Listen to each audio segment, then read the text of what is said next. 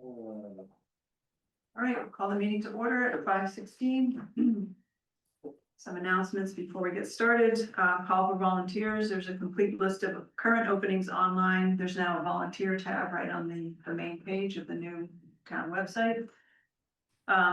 Complete schedule of select board and FinCom budget and article review meetings. You can also find that online on the town website. And I'm offering office hours this Saturday from 8 to 10 a.m. There are openings at 8:30 and 9:30 currently. So you can book that right from the link on the agenda. Item A, public comment. Anybody wishing to make a public comment? Hearing none, we'll move on to item B, discussion. This is just a report on candidates having returned papers for seats on the annual town election ballot. We need Amanda. She's on. There's a list of people who have returned papers in the packet, if anybody's interested. What is the date to officially withdraw, if anybody wanted? April 1st. April 1st. I've got it here on a screen share. It's the report in the posted packet. Okay. We move on to action items. Item C is a special event permit applications. This is for the Friends of the M.G.L Memorial Library sale. Chris, did you have any questions on it? Fred asked me if anybody needed to be here, and I told her they did not. I don't have any questions. What do you think of the checklist? I think it's pretty good, yeah. Yeah. Only question is when they don't have something checked off, the meeting is not relevant. Yeah. Okay, talks about the insurance million per occurrence too, but they didn't check. Yeah, it's $1 million. So this, they had not had to obtain certificate of insurance previously, so this is just for this event, but now that they have identified this insurance carrier, they're going to submit for a renewal. So that's good, and I did confirm that Chief Dwyer said detail is not needed. I would have thought it would be during the application, but he said there's never had one and he didn't think it was necessary. I wondered about it, it's no good, there's not a lot of concentration of people at any one time there. Right. And so it's no different than if somebody were across the road in other times, so I sort of understood that. Yeah. My only question was, under the public safety, it wasn't signed by anybody, but that was by Mike. Yeah, so on the, Amanda, we're talking about the special event permit application. Yeah, So if you have noted it on the checklist, that means that you have confirmed with, for example, Chief Dwyer, that there's no detail needed. yes, yeah, I've been going physically to each department Okay. and having them write it on paper and then typing it into the.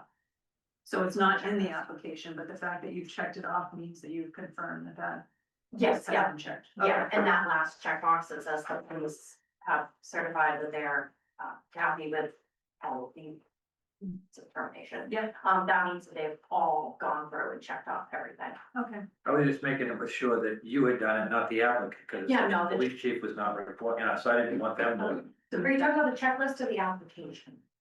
checklist. Well, so yeah, the checklist is not filled out by the applicant at all, that's all Okay, good. that's just Amanda, that's for the clerk's office. Yeah, I think it's good, that's the way it should be. Yeah. Make it real simple. Yeah, it's helping me stop, I'm not sure exactly everything to look for, and it's been very helpful, so. Motion then? Yeah. The motion to approve the West Newbury Friends of the Library spring book sale from March 21st or March 29th, weekly town hall. Second, all in favor? Aye. Amanda, thank you for making that. Yeah. Together so quickly, yeah. That's All right, Angus just showed the table. We're good. Yep, I think we're good. Yes. Thank you. All right, next item is referral of question to ballot for the annual election on May 4th. So this is on the prohibition of cannabis or potential prohibition of cannabis uses. There's a memo in the packet reporting what Angus found in talking with special counsel that focuses on this. I guess this area of council changes weekly. Or But it's area of law, this yeah, area of law, yeah. yeah. so this is the most current update and, this was discussed at the planning board meeting this week, a little bit. In order, for us to, prohibit cannabis uses, any of the 3 cannabis uses in town, because the town already voted to approve it, we would have to do both a town meeting vote and a ballot vote. So, it's down to the wire here, but if we decided tonight to put this on the ballot, tomorrow's the deadline. So that would work, and then we would also have to reopen the warrant and vote to add an article. So, Can I ask the first question, which is kind of confusing? When they voted to legalize it in Massachusetts, is that where they're saying the town endorsed this? Yes, which was not, That's disingenuous. it was not clear to the voters. No, nobody- Statewide, Yeah, so that's it's a close vote, I checked it today, it was, right here. yeah, oh, okay. No. it's Yeah. right from the New York Times. But I'll guarantee you the vote would have gone a different way if people knew that the zoning could then permit it in town. This was like, it's not in my backyard, it's easy, so. Right, There was no mention of that, even when you get that booklet from the state, which writes the whole, there was no mention of that. 'Cause you went back and looked? No, that would have flashed on me real Of quick. course, yeah. I think the assumption was it would go in the industrial park, and some of the people have emailed select board, address and have said they thought that's where it was going, so I think that was the assumption people made. And again, I don't, it doesn't bother me either way, Mhm. but I understand. I don't think they had a fair opportunity at it, so I would be very much in favor of having it as a ballot question. Mhm. But I would like to have it with each of the 3 separate categories, in case somebody thinks cultivation is a good idea. But distribution isn't something, so, to group them all together is one thing, I don't. If you're gonna ban them, I'd ban all 3, but just to have, Yeah, if you're gonna vote, give them the choice. that would make things confusing, I think.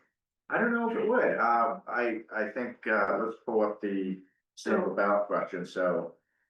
So those questions were written as if we were not gonna prohibit cultivation, right? No, these were written all in. It says accept marijuana cultivators on all of these articles. Oh, it does? and, Yeah. I think initially that's what you had proposed to the attorney, so they may not have.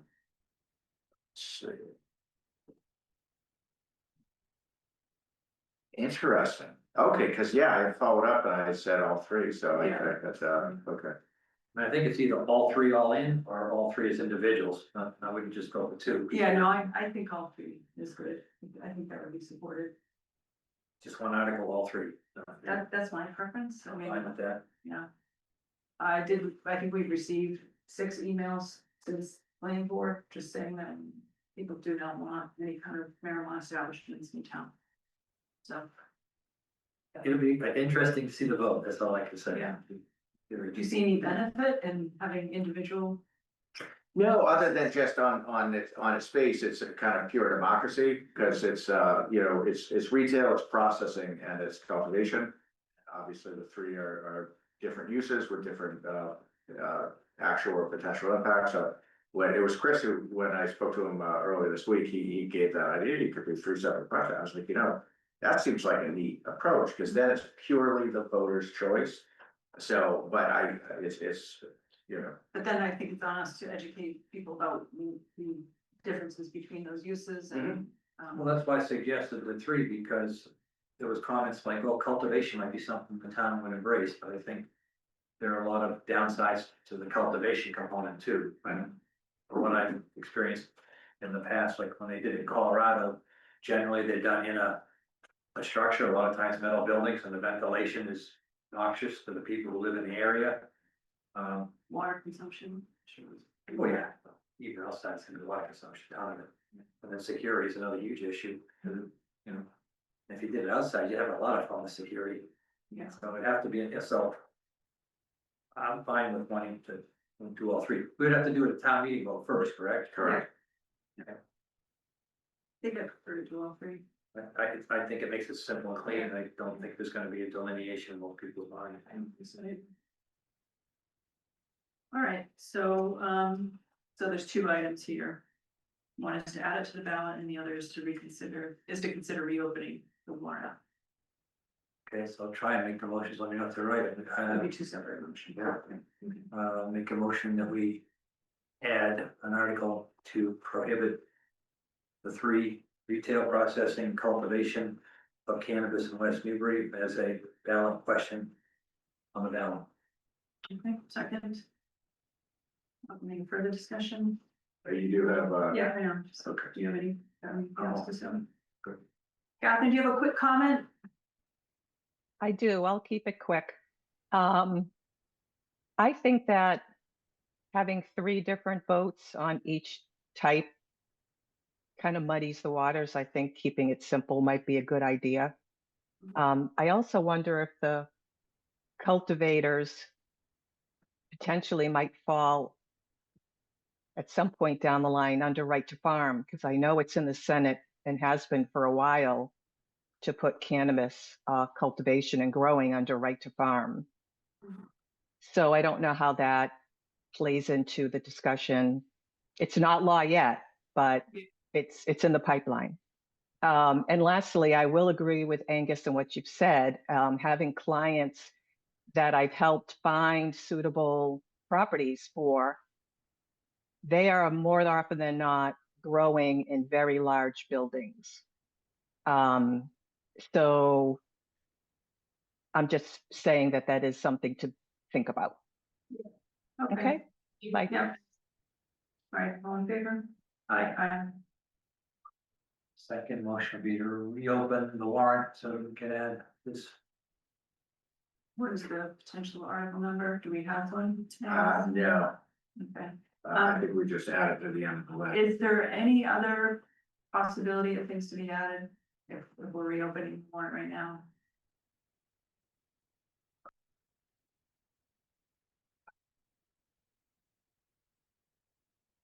And I just wonder if it makes sense to wait until we consider all the articles, just in case there's anything else. It's a good point. You could, they're right, the ballot question is time sensitive. The warrant actually is, you could wait on that. Think there's any benefit to We can that? reopen it again. We just do it clean now and cover it. If we have to do it, open it again. I don't think there's any limitation, is it? Just generally, once you close the warrant, it's closed, you know, you give people the impression that it's no big deal and you just open it. Well, again, I don't expect we have anything else. Hope we don't. I mean, It's pretty unique. I can tell you. I did have something. So at the water commission meeting on Tuesday, it was a really great meeting. They have been working really hard on the budget. But it's a lengthy meeting. Anyhow, in the context of the discussion, they've been going through the fine tooth comb actuals and budgeted for the last several years. Real credit to the water commissioners. They've really done a nice job with that. Anyhow, one of the cost items that's notoriously difficult for them to budget is the purchase of water, because it's this tremendous fluctuation when you look back over the last 5 years in cost. Like 50 grand up or down. It's a big fluctuation. So obviously they're trying to strike the balance of balancing, carrying enough in the budget, but not wanting to raise too much and potentially impact a need to change rates, only to find out they over budgeted for that. So I did float the idea with them, no pun intended. But I said to them, I said, this would be something for like the future, because I wasn't thinking this cycle. But I said, I think, and actually I'm glad Jenny's here for this. Could they, at some point in the future, do a water article to put money for retained earnings into a article for unbudgeted water purchase? And that way, if there was a year where, let's say they budgeted, more conservatively or more aggressively, and the actual costs were above that by 15K, they could pay it from essentially their savings account instead of that year's ratepayers. I did raise the downside of that is then when you're doing multi-year budget analysis over, say, 5 years, it's going to skew the numbers because the actual is not going to fully show in the expense budget. So someone's going to need to remember to build that article back in. So that's the downside. But from a kind of accounting standpoint, I don't think we want to do that this cycle. And I don't think they were keen to do it this cycle, but it just crossed my mind because it was a day and a half ago and I floated the idea. So Yeah, it's interesting. I think it can be done, but like you said, it's not. Typically, you don't want to do reoccurring charges that way, but where it is such a fluctuating thing and some kind of stabilization or something, but stabilization wouldn't work in that case because there's going to be No. So, Okay. Probably something to think about for the future. I mean, we've talked about the same thing with fire charges over the years, and we've never done it because you don't want to skew that budget number. All right, do you wanna just do it now? Yeah. Okay. Hopefully we don't have to do it again. So you made a motion to reopen the warrant? Made a motion. Yep. Did I second? Uh, I second. you did. All right. In favor? Aye. Aye. All right, so now you want to vote to add this article? Yes. Make a motion that we add the article to ban cannabis in town, retail, processing and cultivation. Town line. Second, all in favor? Aye. Okay. So do we need to close the warrant again? Yeah. Make a motion to close the line yet. Second, all in favor? Aye. Aye. All right, item F is to, this is just the bylaw we discussed at the last meeting, Sam incorporated the changes that were discussed. Did we do any of these? No, incorporated some. Which ones were not incorporated? I had requested moving the. But you can have the one vehicle up to the top, and that's fine. It didn't get moved. I think he says, except as provided in sections 3 through 5, so we tried I'm to fine address with it it. considering. I just saying it did get moved. Yeah. Other people had resistance to that, and it's fine. Just a curiosity, I was on my walk the other day. This is gonna impact a lot more people than I think you know. There's a lot of junk cars out there. Yeah. There's one house I walked by, got a junk RV. You mean an unregistered automobile? Yep, exactly, that's my definition. Okay, If you sorry, you call it junk, but anyway, it's got trucks and there's a bunch, and it's gonna impact. I guess my question, Chris, would be, wouldn't that be impacted by the current bylaw just as well? Because there's an existing bylaw, the There's intent. nobody enforcing it currently, is there? Well, that's No, there fine. is, and one's eyes are on it. Right, so, yeah, I mean, Sam made the point last week, it's complaint driven. In terms of the enforcement, he's not going around looking for it, but if someone contacts him, he will enforce it, and. That's kind of where this came to light in October, that's exactly what happened, and. As he was trying to administer the bylaw and see what a clunky process it is for enforcement of the current bylaw, that was what led to the initiatives to kind of clean it up, but. Just in terms of clarity, the bylaw exists, the restrictions exist, so when you say it would impact more than people know, would it be fair to say the current bylaw impacts more than people might know? I think it'd be important to make clear what's changing and what's staying the The same. bylaw's not. I think it's gonna just put eyes on it, and once I saw it, I started looking around, and when you see, Hmm. there's a lot more of these situations than you would otherwise. Have thought about, and again, I hope there's not a whole lot of policing, like, unless there's a complaint. Or it's causing a safety issue or something like that. And as you both know, the incident that, or not incident, the issue that arose in the mid-fall. Ended up getting resolved just in a good neighbor approach, Sam just spoke to the people and it all got worked out, it didn't rise to an enforcement level. And so that is always gonna be his first approach, is to just try to work it out. the only thing I would add, this is kind of nitpicky, section 2, the last sentence, instead of saying the state's Department of Motor Vehicle, I think the idea was to any state, Yeah. I mean, you just change it to a state, State Department of Motor Vehicles, I wondered when I saw that he took out Massachusetts and put that state, yeah. realistically, we're in Mass, he still know it is Mass, I don't know the same thing, but. All right, so we already voted pending these changes, I don't recall if we voted on this. I don't think we did. I don't think we did. Okay. Make a motion to accept the vehicle control bylaw with the one minor modification that we just made. All right, second, all in favor? Aye. Okay, the next item G is budget updates. The town manager.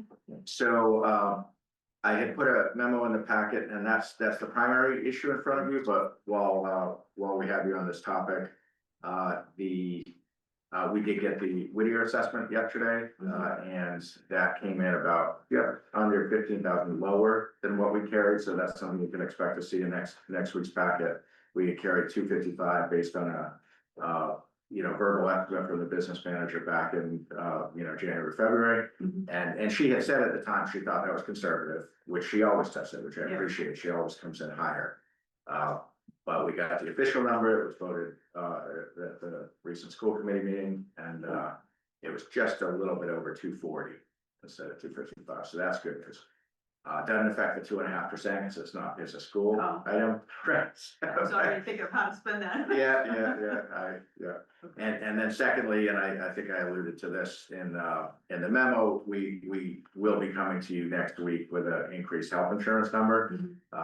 And we have a number generally, but we're still, there's, as you know, we account for every, and there's been some changes in either employment status, marital status, different things that have, that flow through in the model. So we will come forward, and it's not gonna be a trivial change. Do you want to preview what? Sure. Yeah, I mean, should we just kind of preview what we think it's gonna be? So the number that I came to, sorry. 665, 635. The same piece. What do we have in there? 580. 587. 027, so. It's like 8 grand. Yeah. Wow. So is that because the prices went up or changes in status? It's really the problem is we still have a number of vacant positions that are unknown, so you really need to plan on. So that is the and then we did fill a position and they did come on the insurance, so things are just going that way. Yeah. So And and just for the residents watching, the town share at 65% of a single family plan is on the order of $24,000 in a year. Maybe I think it's a little bit more. it is. So, that's for a single plan. So that's where, a fluctuation of 80 grand is a lot, but that could represent 3 to 4 employees. Right.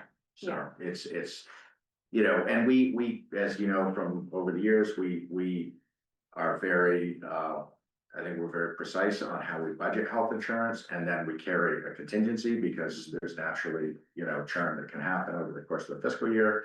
But we come in with the number that we think is the right number based on the current census and plan enrollment, and then we add a contingency. And so what's going on now is, as some of the contingency has been firmed up, where we were carrying assumed, and now it's been someone's been hired, for instance, it's we still gotta carry the contingency. So I would say if someone is right now on a opt-out, and so that's costing the town $750 a year, and they get married and switch to a family plan as of July 1st, that's gonna be a delta $25,000 for a current employee. So it's other towns I know, I believe, are not necessarily as specific on how they do health insurance. I think for a relatively small organization, I think that approach has worked well for us.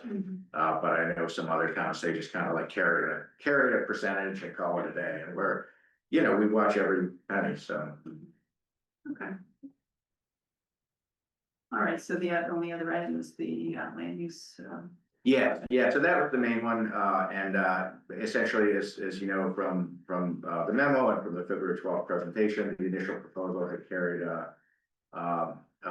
potential staffing change with a reduced cost, and for a number of reasons, that is going to take some time, obviously, to play out, and the select board is going to have a lot to think about in terms of the options, as well as getting full engagement from all these involved parties, and with the award assessment that is presumably going to be under contract in a matter of we'll know soon, but a matter of weeks.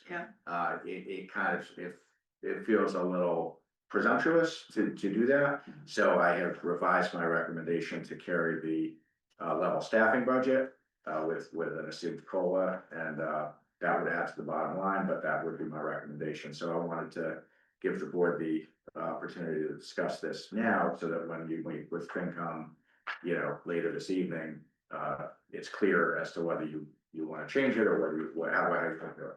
Mhm. Any thoughts, Chris? Yeah, I'm very much in favor of the limit funding, because I agree 100%, we need the operational assessment first before we go changing position, hire a person, then do the assessment. That'd be kind of silly. My only question, you're talking like 87.3 in the memo, but in the line item budget, I believe it says 67,618. Right, which, It's in the packet. But does that include the 30% from the services? I think that's because I wouldn't have made the change without it being, I mean. What's the date on that, Chris? This is the This was in original. the packet. Well, no, it's in the packet today, and it's been updated most of the. Oh, yeah, no, I had to change the number in here because, We have to decide. right, Okay, yeah, no, correct, yeah, no, I don't, and for those who well, are, the bottom line goes up 20 grand. correct, and so for those following the breadcrumbs at home, in this column of town manager proposed, you see at the top is 2/12/26. That's when the overall budget was presented.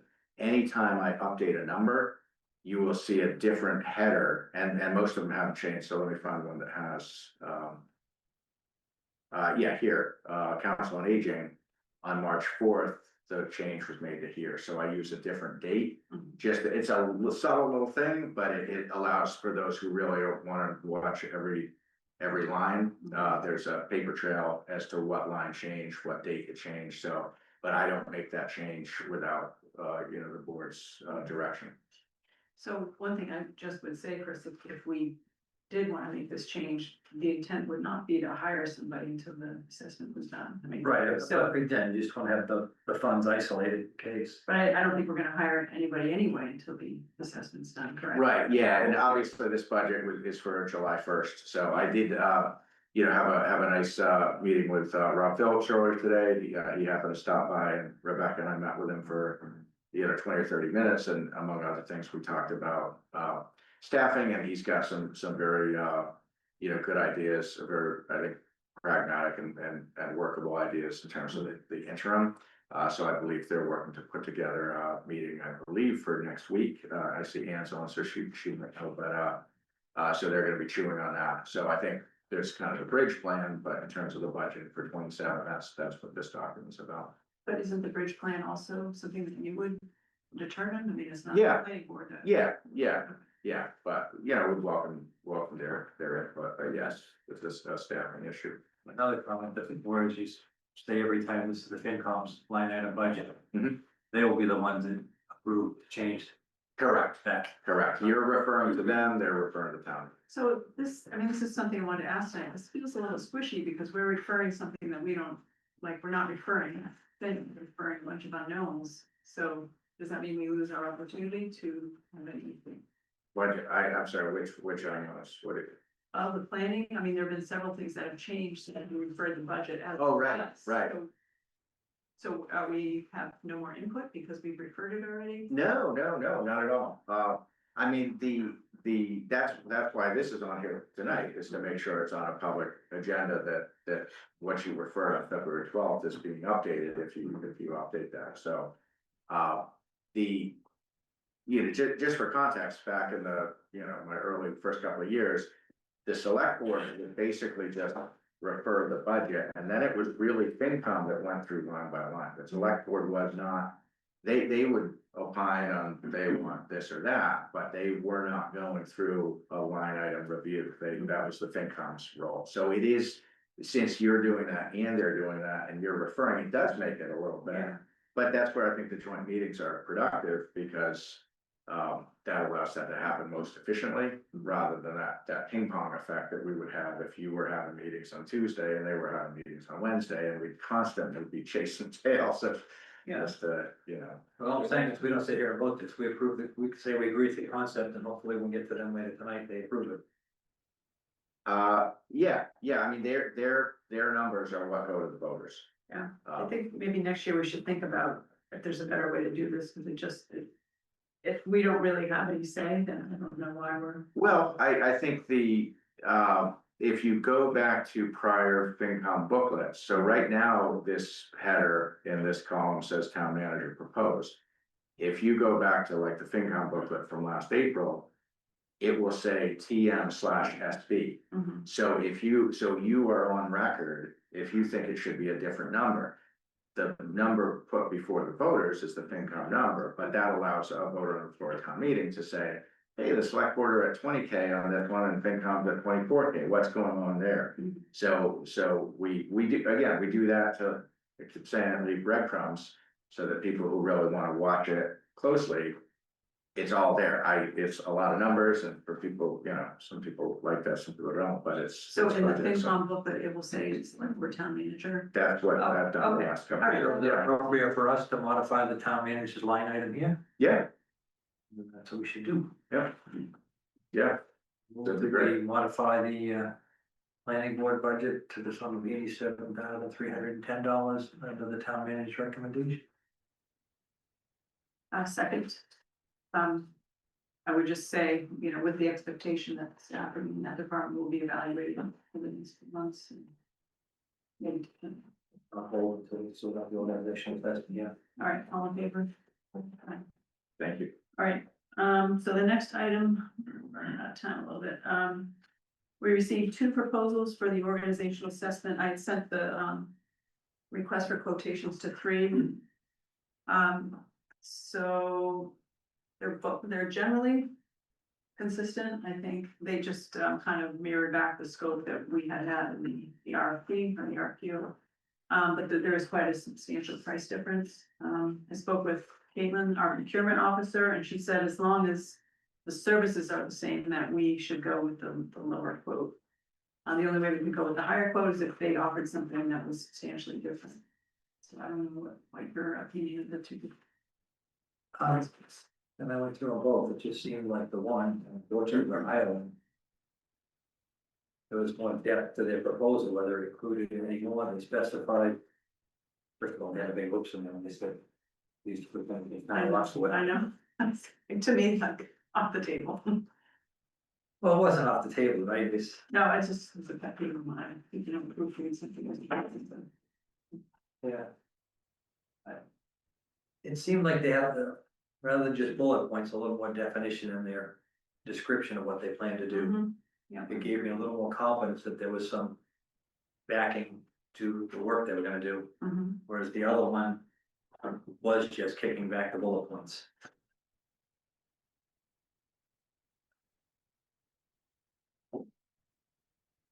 So what does that mean in terms of selection? I don't know. Is your intent tonight to select, or is your intent to perhaps, I mean, you could invite them in to, I don't even, Okay. well, I mean, it is to determine that. Okay. Either decide based on what we have, or if there's more information we need to bring them in. Did you find the proposals comparable, I guess, is the scope they're offering to give? I did, because they both are mirroring back the scope that we gave them. I agree that one of them gave a little more detail. The lower dollar proposal is the firm that I had spoken with initially that gave me a lot of feedback and, on the scope, and we had some visions in response to it. Yes. So how do you want to decide? That's the first question. Do you have enough information to decide, or would you like to? First of all, we know they're both good vendors. We started with that. The price difference is substantial. Comfortable going for the proposal. Mhm. I think the benefit of that is if we do talk about some kind of public facing process as part of this, we'll have some extra money from the reserve. What was the budget we had for this? 35. Okay. Is that correct, Angus? We'd asked for 25 and then FinCom increased it 10,000 just to make sure. well, right, and some of that's coming from operating budget, so of the 35, only some of that was coming from the reserve fund Yes. transfer, and the balance was coming from operating, Right. so. I'm just saying it gives us a little bit of extra room if we want to.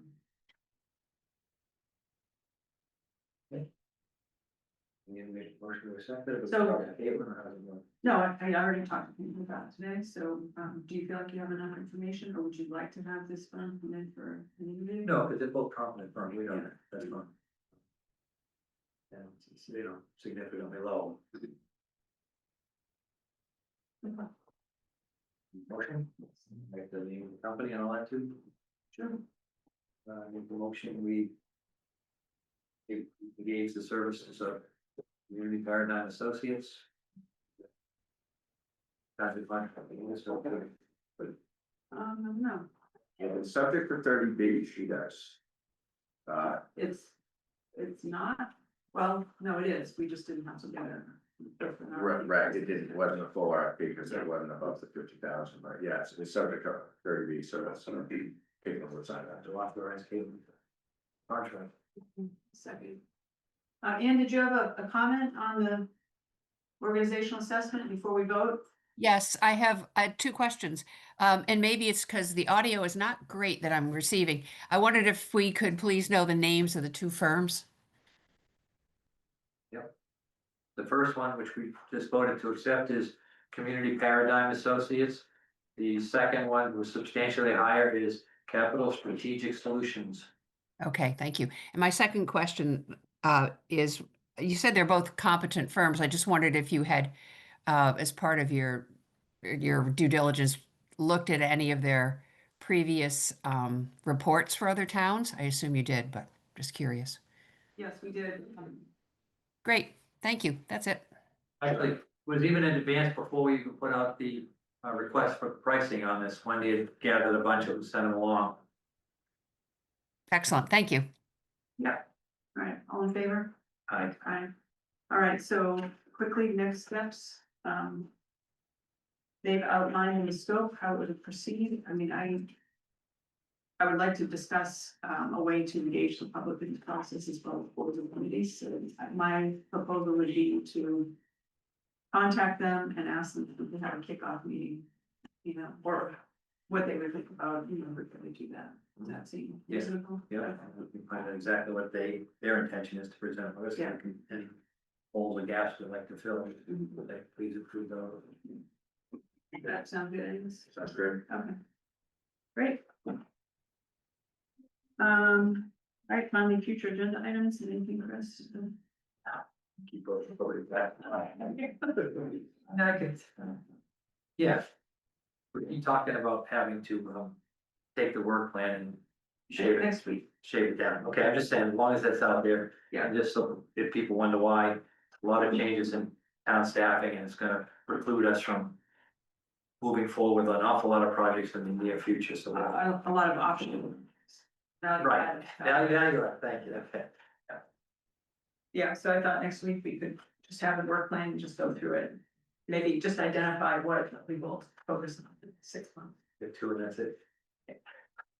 2 big ones. Yeah. Okay. So is it recessing for 6 minutes? What's the proper term? It would be recess for 6 minutes. Yeah, so we will recess until the start of the joint FinCom select board meeting at 6 o'clock. Since we're recessed, do you mind if I push this over a little bit? Absolutely not. Right down like a throat. Meeting called to order.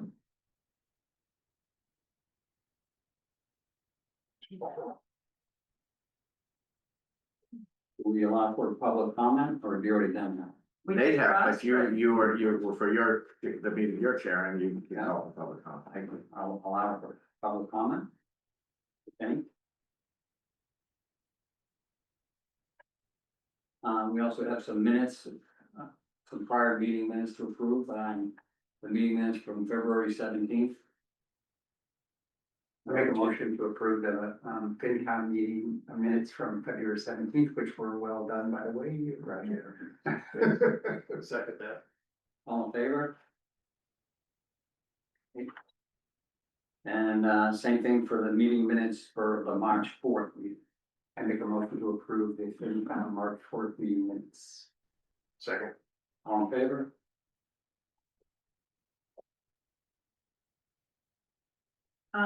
Ian, is the audio any better?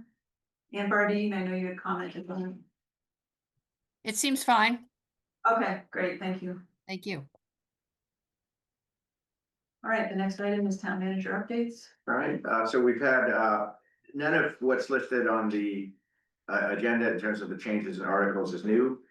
These are all things that have been discussed in prior meetings, but since there have been a couple of changes and there's a lot of articles, that it'd be helpful to just, once again, put it on the agenda, all there, so that, as you know, the fire had withdrawn 30 and 31, the SCBA units and the off-road vehicles, so those are not on the warrant at this point. The DPW water barn, that was removed, and the acceptance of or potential acceptance of the M.G.L regarding retired health insurance. So in the one of the packets that's posted for tonight is I think we have it open, but it's posted to the same page on the website. Chris, on the website. I'm not gonna but there's pardon me, there's an updated article packet.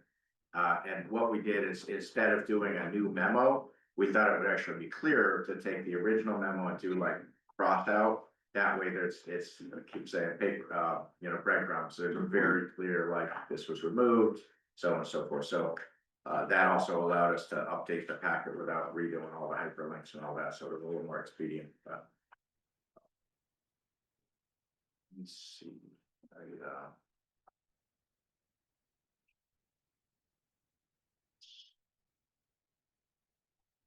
Oh, what do you know? Took 2 clicks on our new website. I like having the packets on the homepage. Yeah, that's a Nice. big plus. Yeah, there's a number of things we wanted to make more visually prominent right from the homepage. So yeah, this is the memo I was referring to. So it's the same packet from February 9th, but with the updates and, a couple of changes in numbers, a couple of things struck. So, and I think for those who follow this, you know that, you click the link, it brings you to the backup and so forth. This makes it easy to navigate what you're looking for. Okay. So that's the schedule of upcoming meetings as well? Nope, the schedule is unchanged from prior meetings, but because it's it's just good to kind of constantly remind everybody of what's ahead. So obviously what's on the agenda tonight. And for articles, we've just got the 3 CPA. Then a week from tonight, we have quite a lot. It's going to be a busy meeting. With all of the departments listed and a whole bunch of articles listed. And there's, as you would assume, some logic behind what was set when in terms of the article sponsors, or a lot of the articles are in the realm of water. So next week's meeting is going to be pretty big one. So we'll be sending out a partial packet over the weekend. I don't expect to get everything in final form on everything with water till Monday. So I'll send out what I can earlier. So for, FinCom and select board, that you can review what's available and then get the balance by the end of Monday for next Thursday's meeting. So we anticipate that the next week, Thursday, and then the following Wednesday, April 1st, that's the big meeting too. Yeah. Is there anything else FinCom for this year, do you think? I mean, for this budget cycle, I can say, that's it, basically. Right. In terms of meetings? Yeah, Right. yeah, okay. Yeah, and the April 1st is also with, Dennis and I had talked earlier, the process to keep that date on, also as kind of a safety valve. So if next week it gets to be too much and there's certain things that there's just not the bandwidth to get through it, you can table that to the following Wednesday. Ideally, we won't have to do that because Dennis will be unavailable for that. But if you needed to, you could do that, the April 1st as like a safety valve. But we will vote the entire budget, as it says there in bold print, That's right. on April 1st, that's like our. So Yep, it's a big that's deal. right. Yeah, yeah. Thank you. Okay, anything else on schedule or meetings? So we'll move on to the next item, which is to reconsider prior recommendations. I guess you wanted to update on these. Oh, yeah. Okay, here we go. So we had in this chart, the chart is unchanged from what you've been seeing all along, but we had mistakenly taken the 2026 numbers. And that was what was in the initial article request, so that was the withdrawal of 53,775 and the addition to the pension liability stabilization of 131,596. But that's, you know, that's fiscal 26, that's where we are, that was the numbers, so that was just a kind of scrivener's error on our part. That the numbers that are recommended per this model are to add to the reserve 128,286 and to withdraw 71,906. And so because the withdrawal, if that's recommended, would be increased by about $18,000, that would have the effect of reducing that bottom line non-tax or non-schools budget. So it was a fortuitous error. Okay, and In then, the right direction. So the rationale will have to be just revised. Yeah, the numbers, yeah. and then Article 11, Or Article 11. we just talked about 4, right? Or did we talk about 11? Well, they're two sides of the same coin, money in, money out. Okay, all right, so we're good. Oh, wait a second, Two articles. yeah, no, that's correct, yeah, but it's also the drawdown, Article 4 is also reflected in the operating budget. Okay. All right.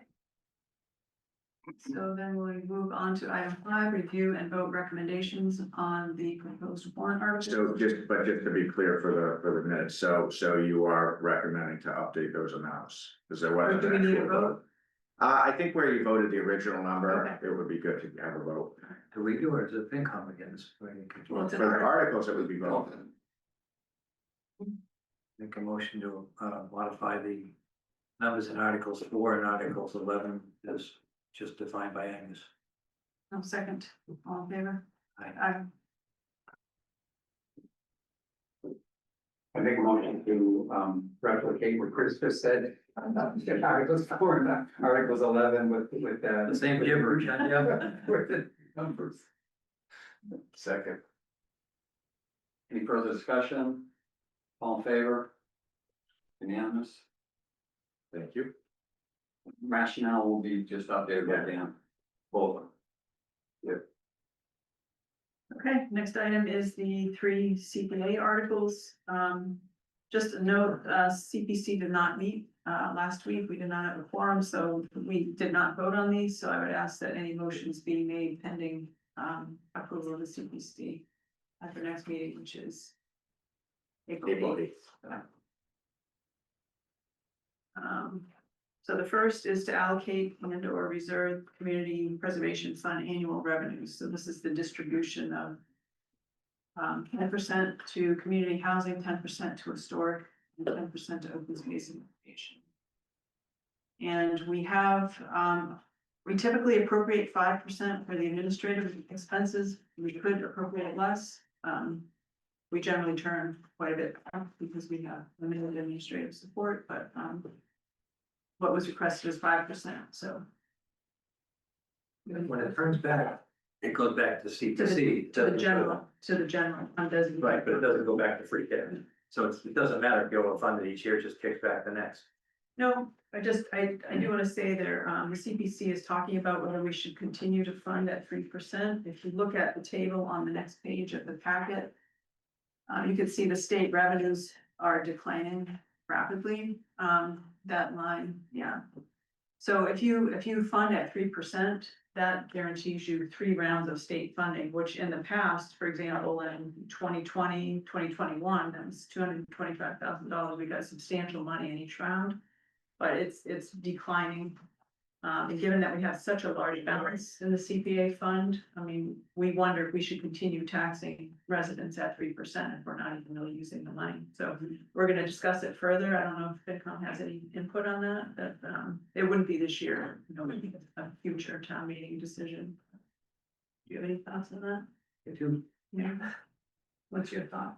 I don't know how much I want to say, but there is a parcel that I think the town should look into acquiring, which would consume a significant portion of these funds, and to have the funds reserved in advance would be Mhm. highly preferable.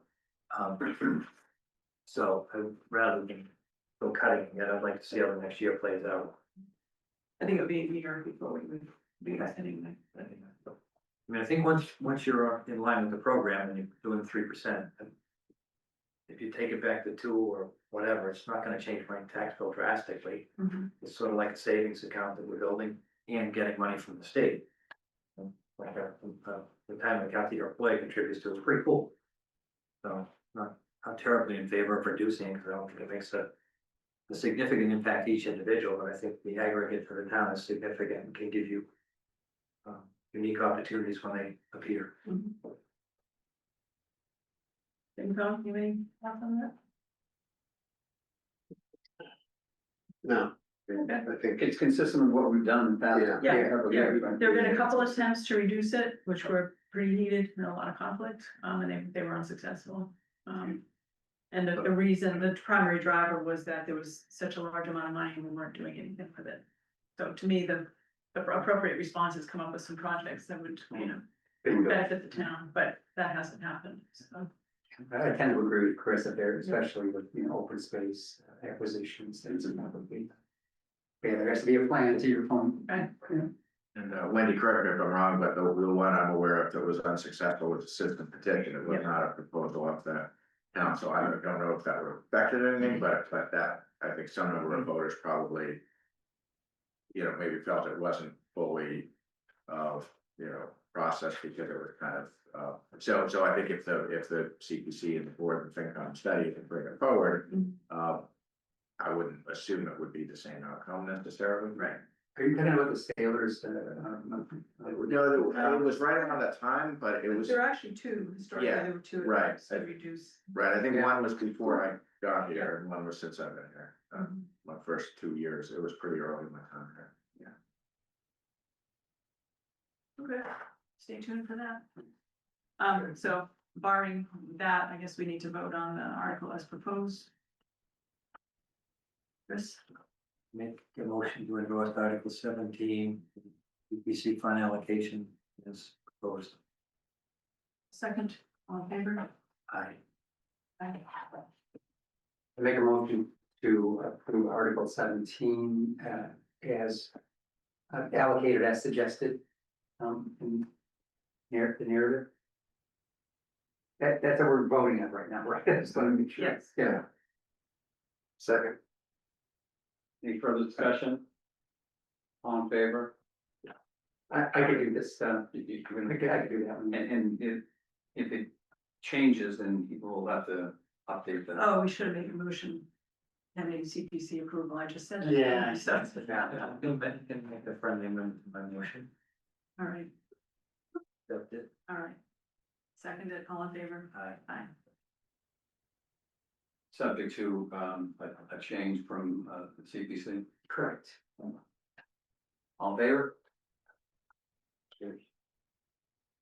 Looks on the first one, getting better. I know, really. All right, Article 18, transfer CPA housing reserve funds to the Affordable Housing Trust. So this, once the housing trust was formed, this has been an annual transfer. 10% of the funds into the CPA go to community housing. So this article request of 76,000, that was before we had updated numbers from the town accountant, so it should be 75,000. Okay. No, No, this is the amount that was appropriated. for last year. Right. Okay, I always get that mixed up. Okay, all right, scratch that. So what are we saying, 75? It was 76. It's, So it always- I think I brought this up last time. You corrected me and I said, yeah, so it's my apologies. Motion to approve Article 18. Transferring that affordable housing 76,000 pending CPC approval. Second. On favor? Aye.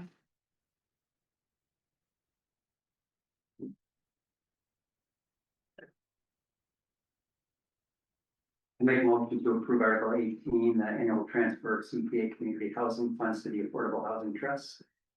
Second. Further discussion? All in favor? I can do that one.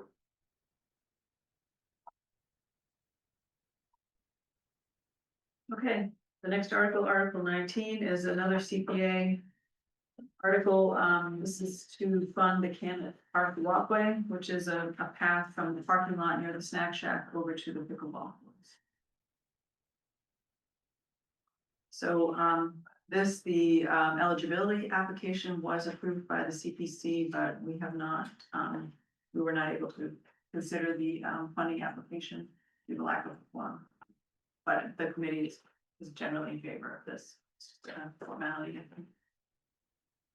Do you have any questions on the application, Chris, or any Yeah. input on it? First thing was, I know there's the 2 packets information. There is a quote in there from the vendor, lists a number, but on the application to CPC, I didn't see a dollar value requested. It references the proposal. Well, it should state what they're looking for. There's what proposals attached. Right? So I think, where's It's the, in the eligibility, there's a number in the Oh. page. Yeah. okay, yeah, because the amount being requested is significantly above the quote we received. Oh, see, now I don't know, because the I thought quote's 17,000, No, the proposal's for 35,000. doesn't make sense. I didn't see the 35,000. It's in the very top, the very first. Well, yeah, it was done in the article request form, on the Yeah. 19th. Oh, I see what you're Yeah. saying. But then, within the CPC request, there's no dollar value, but the 17,000 is attached, so there's a disconnect on the two. Right. So, what are we looking? Well, so we attached the quote because we wanted to show that there was, some work done to get a good number. Because that quote was received from, the vendor that's currently building the courts. Obviously that's gonna carry, some efficiencies on mobilization, but the project's gotta be put out for bid. So the thought was to carry, a larger number, put it out to bid, and that way you have plenty in case, they don't end up being the low bid, because let's say it took time and they had moved on, and maybe their quote was contingent upon kind of doing it right while they're out there. So, yeah, this is something that was talked about, with Park and Rec. They wanted to carry a healthier number. They think the cost is probably gonna be under 20. But the number that they proposed was 35. We met in January, FinCom had that meeting. Butch was there, and he said the number would be less than half, they were looking for Yeah. at the time. Right. So to be asked for 35 is a little. And what number, You could recommend it a lower amount. I mean, I would say we have to recommend the CPC approval lower amount. yeah, first. yeah, So, right. Could this not be done as a change order? How would that work in terms of, with the procurement? We went out to bid on that one, so. You know, The, how much was it? that was about 175 for Yeah, the, you're allowed up to 10% of change order, so we should look into that. 17,500. that's a great thought. Well, I'd rather do it, they're already on site, Well, that's, and I once they mean, start, yeah, they have a huge, mobilization advantage if they're Right. here. We let them go, bring them back, they're gonna want more money. and the standard of construction will be exactly what the path that's built into the pickleball site plan. Because it's the exact same spec, so that pickleball includes this kind of meandering path here. And this would be the exact same spec, so if they're doing both, it's gonna be the same material, and it's gonna be the same product, and Yeah. there's a lot to recommend. Plus it'll look, yeah. And, at a staff level, we have certainly assumed that there's a good chance that's the outcome, we just didn't wanna get ahead of the bid process, but based on this, opportunity to do a change order, that would be a win-win. I have a question on the funding, go to Chris's point. I'm looking at this and maybe I'm mixed up between two things, but I'm on page 44 and I'm seeing estimated funding needed for this project, 50,000. Am I looking at the wrong thing? That was a That's an older older, version. Oh, Is that the, yeah, yeah, it's on page 44 of the packet. I think the original was 50,000. Oh, okay. yeah, back then, we were earlier in the process, and that was. We didn't even have anybody look at it yet. Yeah, fair enough. Placeholder number. Fair That enough. was the meeting in January where you guys looked at it and, yeah, they were looking for the 50, and it's just a holder, Doug said. One thing that's just kind of curious, so Butch was actually on site earlier this morning with the contractor for the pickleball, just to kind of, he and Doug met on site. And he had scoped out kind of this construction schedule and everything. They can't resume work until after April 15th under the CONCOM permit. But if people are curious, it's not to do with the path. But if you're curious on an update of pickleball, which is the latest from this meeting this morning, so if I don't know what put you on the spot, but if you know. I will. Right now, everything's on schedule to start the 15th. They're gonna come clean the area up, put the fence posts in, put the posts in for the nets themselves, do a shim on what's there, and then do a final coat. In the meantime, they'll work on the outside netting and fencing, and then they have to, after they pave the finish coat, they gotta wait 3 weeks before they can paint it. Cause it has to, I call it curing, the oil will come up out of the new pavement, so the paint will stick, so they have to wait for that 3 weeks. After that's done, they'll come in and paint and get all the finished stuff worked on and completed, and they can mid to late June. Nice. So this path could be some nice infill work if you get it done as a change order. So, Yeah, you can get something that they could work on right away. When they would do the other path, they can start that one. the two questions, and Butch probably the best guy to answer this, within their proposal, I would have thought. As a rookie, they would have weed block underneath, I know you've got compacted material, and I would have thought like either metal edging or pressure treated edging. We talked about that today, and in the long run, there would be more headaches than probably what it'd be worth. Because after a while, pressure treated does rot. We were about the metal edging, sure. Metal edging, we had some over to the pathway between the Earl's house and the police station, police parking area. And it comes up and it just gets in the way, and so people catch it and trip over it and that kind of thing. And if you go up and look behind Page School, we put in a 4-foot wide pathway from the pavement to the swing sets. That's, you got no edging and it stays, it's just the same way we put it down, and then there's another walkway up to the front corner of the playground, and the same, we didn't put any edging up and it stays. Weed block doesn't, not required. We did put it on it, underneath it, and I'm sure that if we could probably have it asked for over here, but we haven't had any issues. What, the depth is 4 inches? 4 to 6. Yeah, it seems like that would be enough. No, I'm just, I wait through it, because I I mean, know if I it's- don't think it's gonna come right through. But it's already worn down, it's worn down to dirt as a path already, right? Yeah. It's not like there's vegetation that you're trying to kill. When you walked with him to look at it, he was pretty confident that he could do it for that price? Yes, this was done, I think a couple months ago. I think it was around January we got the. Yeah, it was right when they were doing the pavement, the binder. And I went out and walked with them, and basically there's, the only thing that they could see any kind of like a little retaining wall would be the far corner of the baseball field. If you're walking from the courts to the snack shack, that corner of the fields there, the fence, that might be the only way area that'll need some sort of, of a 4x4 tier. Yeah. Something like that, and probably 20 to 30 feet long, but other than that, they think they can go with the current grade. So how do we handle it? So, yeah, what do we do Tricky, now? I can try and push you, tell me if it's good or bad. I'm gonna play with the number too, because I don't wanna, We don't want to preclude a change order, right? I think that's the first Yeah. alternative. Yeah. So, I will make a motion to approve article. Number is 19, pending CPC approval. And I'll say for some, not to exceed $25,000. Is with the hope and intention, you can do it as a change order. Rather than having an article.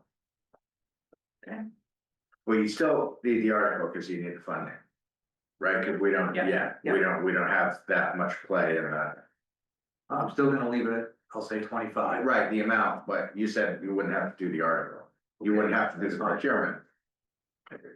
But you'd still need the article because that's That's fine. funding, right? Right, second, all in favor? Aye. Make a motion to approve Article 19 for the maximum sum of $25,000 pending CPC approval. Just leave it at that. Second. Any further discussion? All in favor? Unanimous? Great. I can do that, restaurant. Sunset? Sunset? I would think, yeah, by 27. 27. So 6:30, 27? Yeah. Okay. Dennis, with your permission, can we take planning first? The chair is here and she has another Absolutely, yeah, meeting. yeah. Should be. One minus. For the budget. So we'll take up the planning department budget.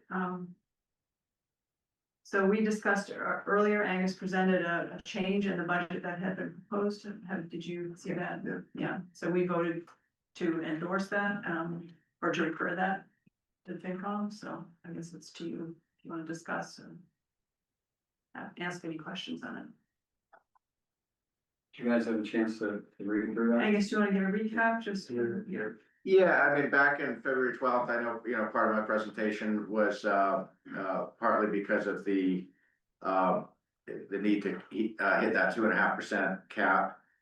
There was a need to find some savings budget wide, and where we had gotten a notice of resignation of the planner on February 2nd, it raised the question in my mind of, is there a way to staff the department more, at a cost saving? So in my budget, I did carry a reduced amount with the idea of returning to the pre-town planner model of a planning administrator.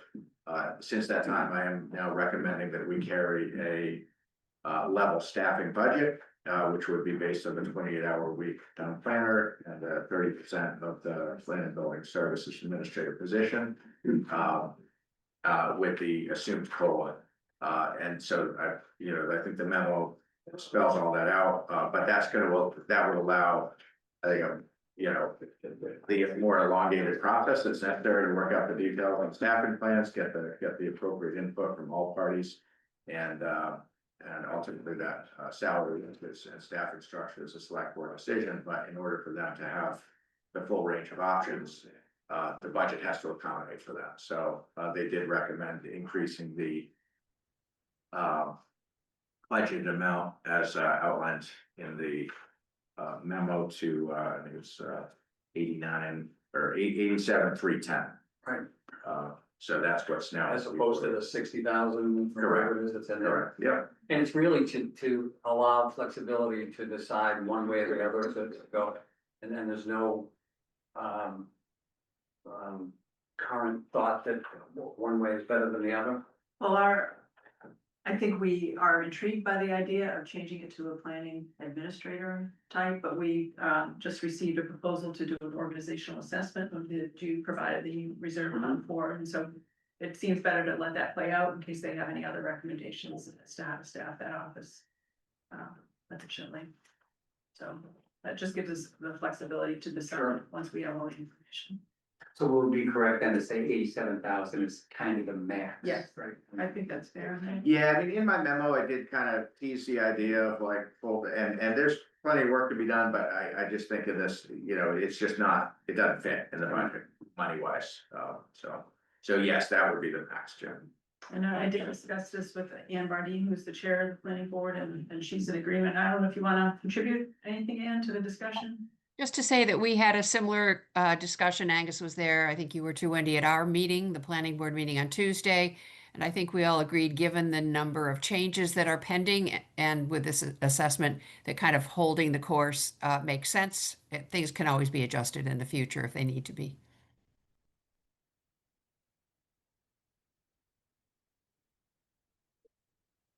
And that number would basically replace what we have now, not make it full-time position. Correct. No, just Correct.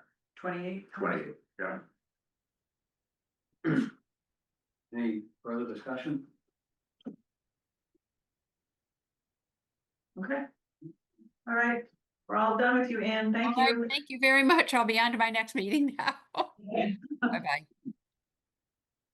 right, should we go back to the order that's in the packet then, Dennis? Start with you. Sure. Yeah. So, okay. We should probably, yeah. Okay, so So I followed the same format as prior budget related meetings with, the combination of kind of my thumbnail kind of blurb, followed by, the much more detailed, backup that came in from the different departments. And, on the. Here we go, yeah. And, in the budget itself, we've got the numbers are all spelled out. So there's nothing other than the planning one that you just, discussed. There was nothing where my numbers were changed for the ones that are in front of you tonight from anything that was in the, February 12th budget presentation. It's, Before we move on to the individual budgets, can, we just go back to that, the walkway? Mhm.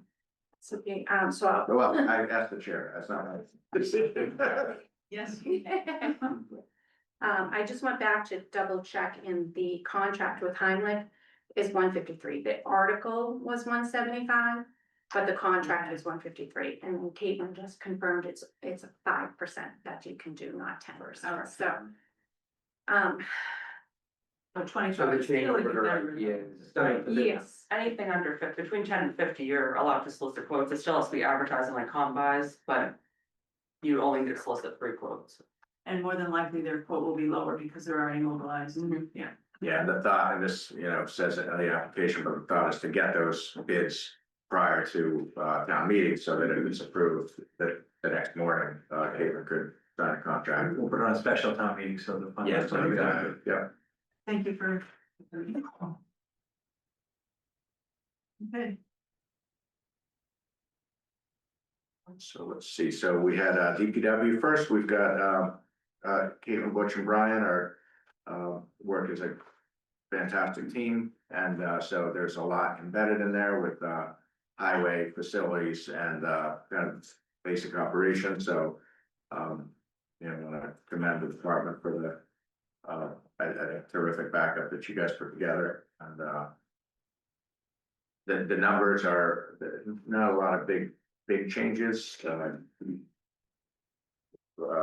But we, the salary wages, we did execute a collective bargaining agreement, so the amounts reflect the terms of that.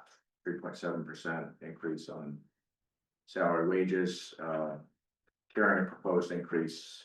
Okay, the snow and ice, Bush had come in with a proposed 20K increase. I kept it level, partly again, I had to hit that 2.5% bottom line, so I had to trim some things. And I trimmed the stormwater a bit because as long as we stay the course with the work that we've got under contract this year, we force the written and get done what needs to get done by June 30th. I think 10,000 would be enough. I don't think we'd need 15 for next year. And So if we could, we're already at budget on snow and ice, or are we over for this year? we're Yeah, so way- so there's typically that's a warrant article anyway to make a big difference. yeah, but this year, this is Yeah, I had put that increase in when we were only at like 100,000 out of the 200, and now it's negative 400. well, 327,000. Yeah. And one more invoice booked. Yeah. I think you're gonna say one more storm, but I agree. We all feel that. Yeah. It's anybody's guess, and I like the logic of taking the average over the past 5 years, but it really is anybody's guess, and if they need the money to, come within the guidelines, and 200 is as good as anything else, right? We're trying to make it look less painful. I had a question on the roadway machinery expenses. The basis for this is the old, the age of the fleet. Now that we're buying newer stuff, can we see some cost savings in the repair estimates? We try and do most of our stuff in-house. Mhm. There's stuff that comes up that needs to be on a computer diagnosis and stuff which we don't have. Yeah. And with the newer stuff, That's what happens. Okay, so it's not necessarily a cost savings by having newer equipment in terms of repair, I mean, In the long run, probably not. okay. This line also has over $25,000 allocated just for fuel, so that covers the, our gas and diesel. And that's for both facilities and buildings and grounds. That's a good question. Yeah. You've got, public street lighting, now in the narrative, it says 11,400, but then the line item says 16,000. Didn't they just replace all the bulbs with the new? They're not done yet. I followed up with Chip in the last few days and he's staying on National Grid, but we don't have a clear direction, clear sense of timeline yet. So there will be, that's not big money, there will be an anticipation of savings. Yes. I wouldn't build my budget around it. Right. I'm just curious. if it- Yeah. Another question is, on the, inspectional services budget. There was, money to replace the carpeting. It seemed to me like that should be a facilities expense rather than a budget expense. So I don't know if it's more appropriate to have that be part of the DPW budget. Let's see. So that's an. Yeah, I'm jumping ahead, but I had made a note that I'm sure this being a facilities, budget.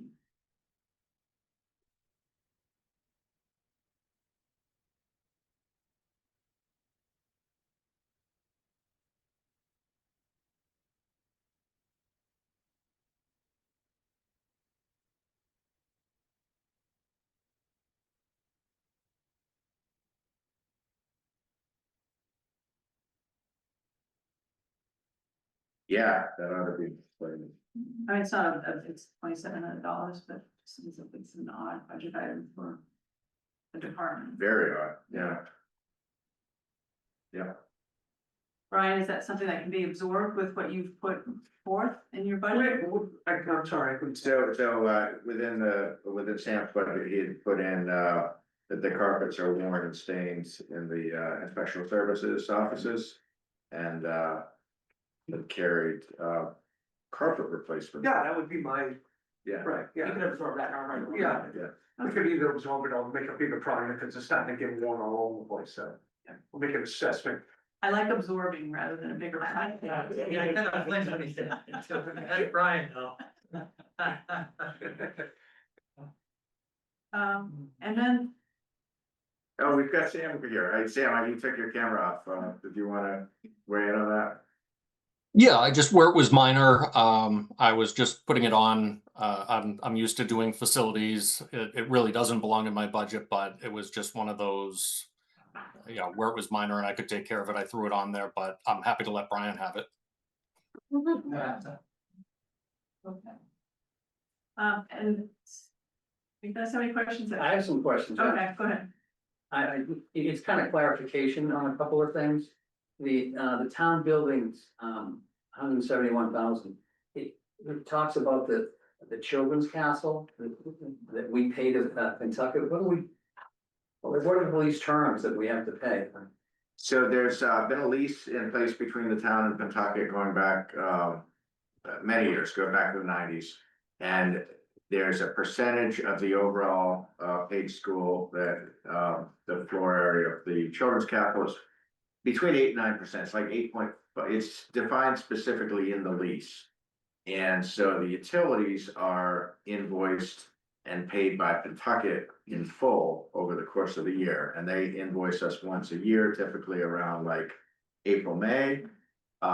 And that is a percentage of what they paid for utilities for the year based on the square footage that. So it's allocated by square foot. Yes, allocated by square foot, that's right. But don't they pay some kind of rent? Oh, yeah, So do we get a share of that? quite a bit of rent. That goes into a revenue account, but you can't expend out of revenue. But it is off, it's not like this is. Oh, yeah, no, it's It offsets the tax. on the order of 150 a year. It's a little more than that in rent. It's about 12. It used to be like 12.4 per month. I think it might have gone up a A little bit. bit more than that. Yeah. But yeah, so I thought so, I just didn't Oh, yeah. know that if it was accounted for in this, but it's not. No, it's carrying the revenue projections, which flow to the bottom line of how the tax rate is set. Mhm. Every dollar we raise in non-tax revenue, whether that's rental income or investment earnings or fee revenue, that all reduces what we raise in taxation. Okay, thanks. And then, town building improvements. And it's my first time looking at this, but I'm curious what it falls into that. Is that maintenance? Is it, contracts that we pay annually or? Yeah. Odds and ends jobs. It's odds and ends, stuff that comes up. Like sometimes we have to fix, HVAC stuff. So when you say you could cover it, is this where you're covering? Yes, exactly, Okay. exactly. And then the 51,000, it's kind of like the ongoing number that you kind of plug in. All maintenance stuff, stuff that comes up that's, expensive, we take out of it. And do we know what it has been the past couple of years? The actual expenditures. Yeah, We usually extend that line full. yeah. So we'll do, usually during the spring, we'll do a lot of projects, like we did the We did the outdoor. wall out front of the sign, depending on once we get close, if there's no emergencies, then we'll spend that money on some projects that fit into something that we don't have to go out to bid for, or, just solicit the 3 quotes. So this, as part of the overall budget presentation, you can see the expended for 25 or for FY 25 was 53,770.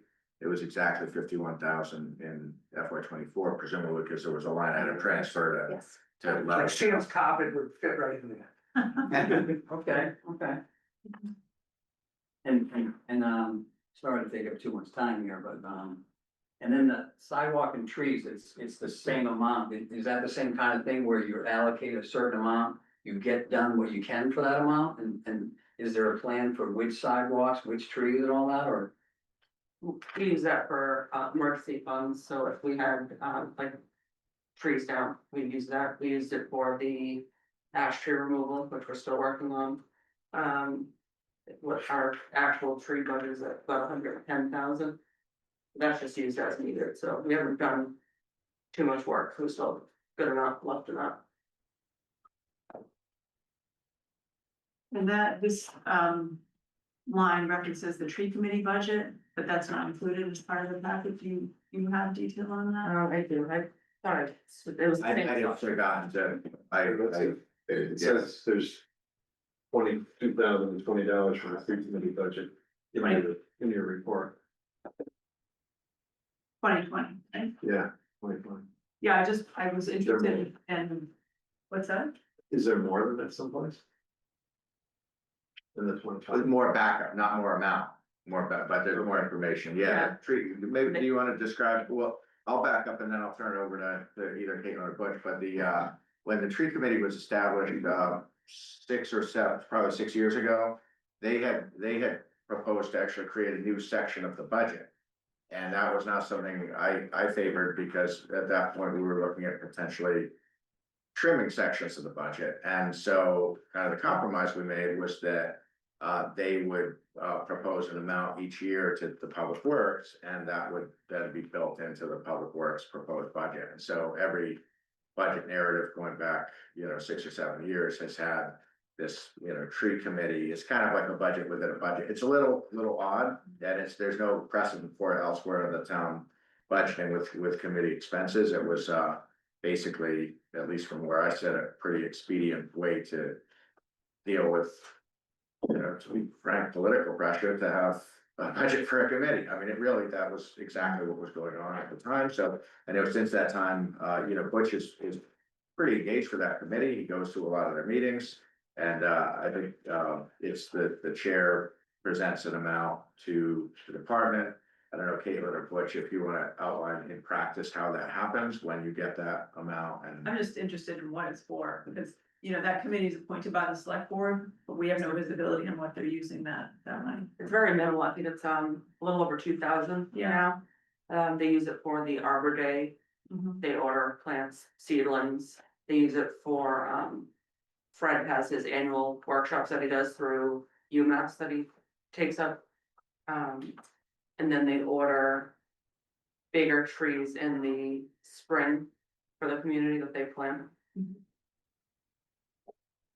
So, yeah, being in Caitlin's memo, it says see attached, and it did come to me, I think, just when I was assembling the packet, I must have overlooked putting that in.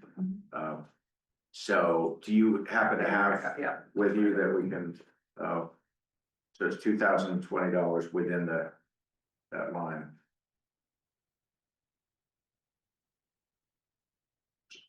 So I'm sorry, I overlooked that. Also, what comes out of that highway sidewalk and trees is the line painting, street sweeping, and the catch basin cleaning also comes out of that. That's a substantial amount, I'm sure, yeah. And that's all done in the spring, that's why it looks like it still has a lot of money. Yeah. Okay, so they have $400 allocated to the Arbor Day program for the spring, which is materials and seedling giveaway to residents. $900 for registration fees for the tree committee for member training. $210 for the Mass Arborist Association for the tree committee chair. $110 for membership in Mass Forester and Tree Warden Association, and $400 in tree planting and replanting.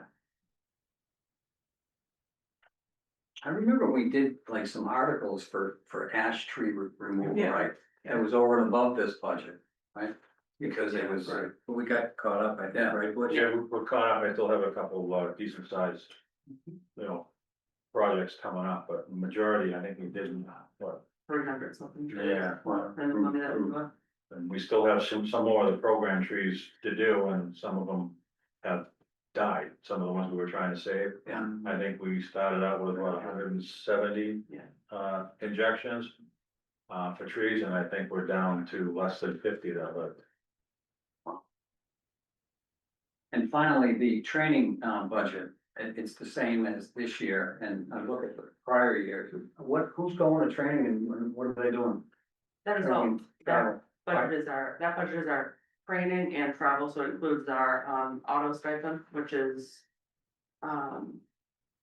7,200 a year, and then the rest is allocated, that gives us $1,000 each for training, so I have procurement. 7,300 a year, oh, okay, because the prior years were far below that, but unless Yeah, I it believe changed. it was that stipend under a different? Yeah, it went up about 2 years ago because the highway superintendent there's no town vehicle. So everything, he's out and about in his own vehicle, and so that was reviewed with the select board. Was that about 2 years ago? And that amount was increased for a couple of reasons.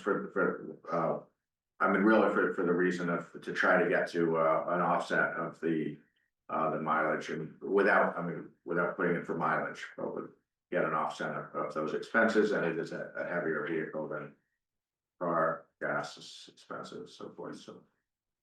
And their travel and training was paid out of DPW expenses in prior years.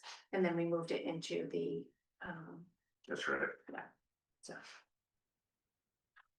So what is the proper way to address the tree committee? I'm concerned that this budget is kind of hidden in DPW, where open space committee, Mill Pond, we're like cutting them to zero, and then we're paying a lot of money for certification that we don't know that there's a need for, or we haven't approved. So I don't know. I don't know if this is really a budget question. It's more of a just consistency question between committees.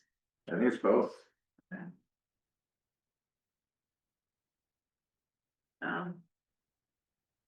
I see your point. Yeah, It's badly. Sounds like they've got the money accounted for. yeah, I just thinking this is an appointed committee, just like the other committees that we've eliminated their funding and said, if you need something, go to the town manager and we'll find the money for it, like training and so forth. I wonder if we should return the tree committee to that status, or? I think if we were going to, we would want to be clear on expectations of announce, because as I think, the costs are pretty significant. I believe there's mileage, and I believe there's lodging, Yes, and there's not any that goes other beyond that tree committee budget. that would be in the tree committee budget, so in the taxpayers, budget, so there's not, I'm not aware of any other appointed committee where there's lodging. That now, if someone approached me and they had a good need for it, but there's not anything that, first of all, it's not come up in 8 years I've been here. And secondly, it's certainly not come up annually, whereas this is becoming, or has become annual overnight. Alright.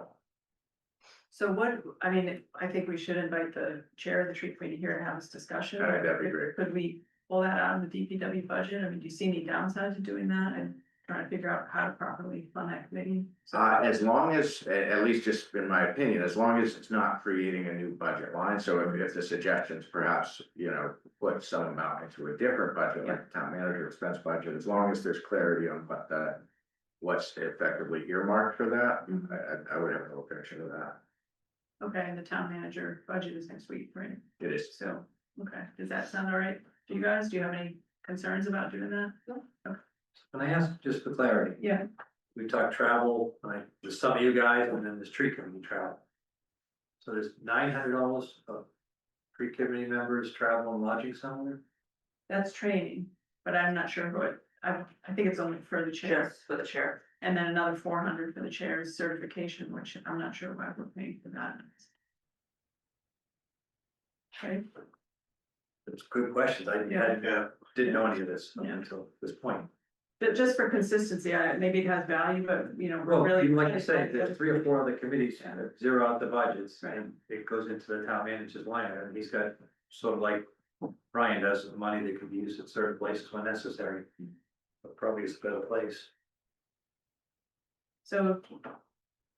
That kind of change, am I stepping on FinCom's toes by changing the budget like that, or is that more of a structure? You could ask them. I'm asking Angus first. I don't think so. I mean, under the town manager act, I propose you can modify explicitly. It's in the statute. You can modify the budget that I propose, and that's what the FinCom takes up. So are you all right with that if we discuss it under the town manager budget next week? Yeah, I think it'd be a big discussion. Yeah, and obviously that was, Maybe a long meeting, but. that was, my oversight and not including that backup, because Caitlin did send it to me. It just, it had gotten, put together the packet. I must have missed that one, so. Okay, That'll be in next week's, and then we'll let the tree committee chair okay, great. All right, did you have any other questions on the DPW budget? No. I actually do, Yeah. if I may. Yeah. Not to sound alarmist or paranoid, but if the cost of fuel continues to rise as it kind of is right now. And kind of stays at that $4.50, let's say, a gallon level, will that have a material impact on the budget of the DPW and buildings and facilities? Because heating oil is gonna be affected, and is there a contingency for that, or I mean, Well, we proposed to increase the budget by 10,000 for FY 27, which would include a fuel contingency. okay, Right now I carry 11,400 for fuel.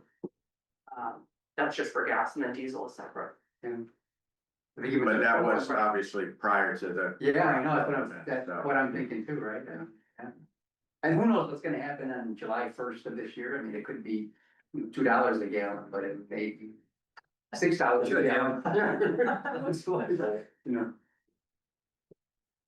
just saying. I don't think it could be too. So, We appreciate your optimism. I know, I'm just thinking like, if it stays elevated, are we kind of covered, that's, I guess, my question. I guess that's what the reserve fund is for, right? Yeah. Yeah. I think we have enough wiggle room within the entire budget to, Got it. All right. we don't utilize We'll the. get it out of Brian's. Yeah, we'll see what There goes Sam's carpet. Yeah, go get Scott. But I think we've seen those prices go up that high, we'll be able to take it from something. Any other questions for DPW folks? No. All right, thank you. I appreciate you being here. Yep. Thank you. Police.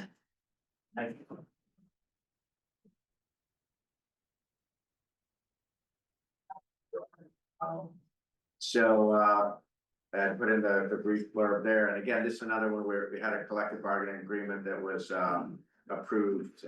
It was actually approved, a while back. We're in the second year right now, so that goes through FY 27. So we'll be bargaining that one next year for FY 28, 930.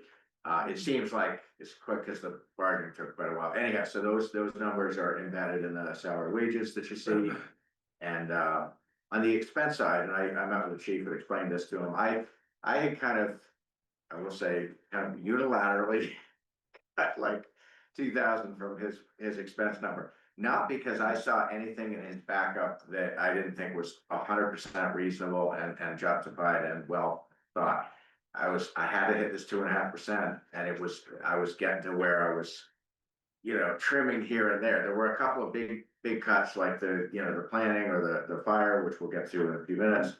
But there were also a couple where I was like, I was just getting under that line. So I told the chief, I thought his backup was great. I thought the proposal was great, but in the scheme of things, whether it's 130, 132.8 or 134.8, there's a lot of, it's all fungible. It's a single expense line. So while he's done a nice job, all the detailed backup, which I really appreciate, I think it is very nice.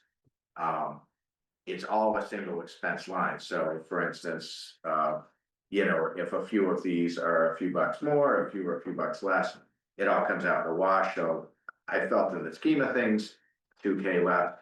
Honestly, if we're not kind of 100% wedded to that bottom line, I would recommend the number the chief presented. And further, you'll recall early in the warrant cycle this year, he had proposed a separate article for rifles of about 6,000, 6,500.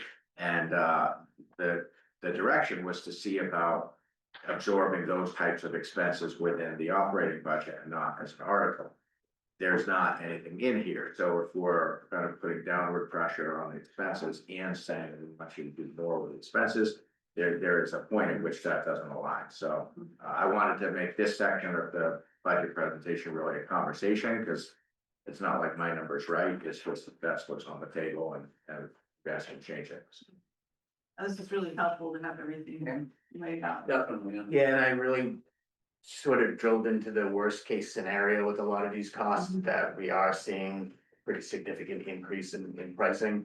I think that the patrol rifles, I could spread that out over 3 years, potentially looking at maybe $2,200 in addition to what I presented. But everything else there is pretty much what we have that's up to date. And again, worst case scenario. I did have a couple of questions on items, on the IT support. I just looked at what the biggest numbers were, and I mean, is there an opportunity for cost savings by grouping IT support for fire, dispatch with the town stuff? I mean, I know you have different kinds of things, but that was a big item in the fire as well. Yeah, and again, those are numbers that we're just seeing with increases in technology. Yeah. A lot of the IT gets done by me and some of my other my second in commands. Again, that's potential worst case with what we're seeing right now with just different softwares. We certainly could lump up, we could have an IT for all 3 departments, 4 departments dispatch. As far as working, do you mean working with the current provider for here? I'm just wondering if there's an opportunity to consolidate. So do you use We different could. vendors for? We do, yeah, he's specifically certified for the police dispatch level of CJIS certification, so. And is it the same vendor for fire or? Yeah. Oh, okay, so you've already Yeah. consolidated. And we could certainly make that align if it was necessary to do so. No, I'm just curious. The other one I was curious about is the publicity item. I often get those to the select board email address from other towns. This is the John, what's his name? Yeah.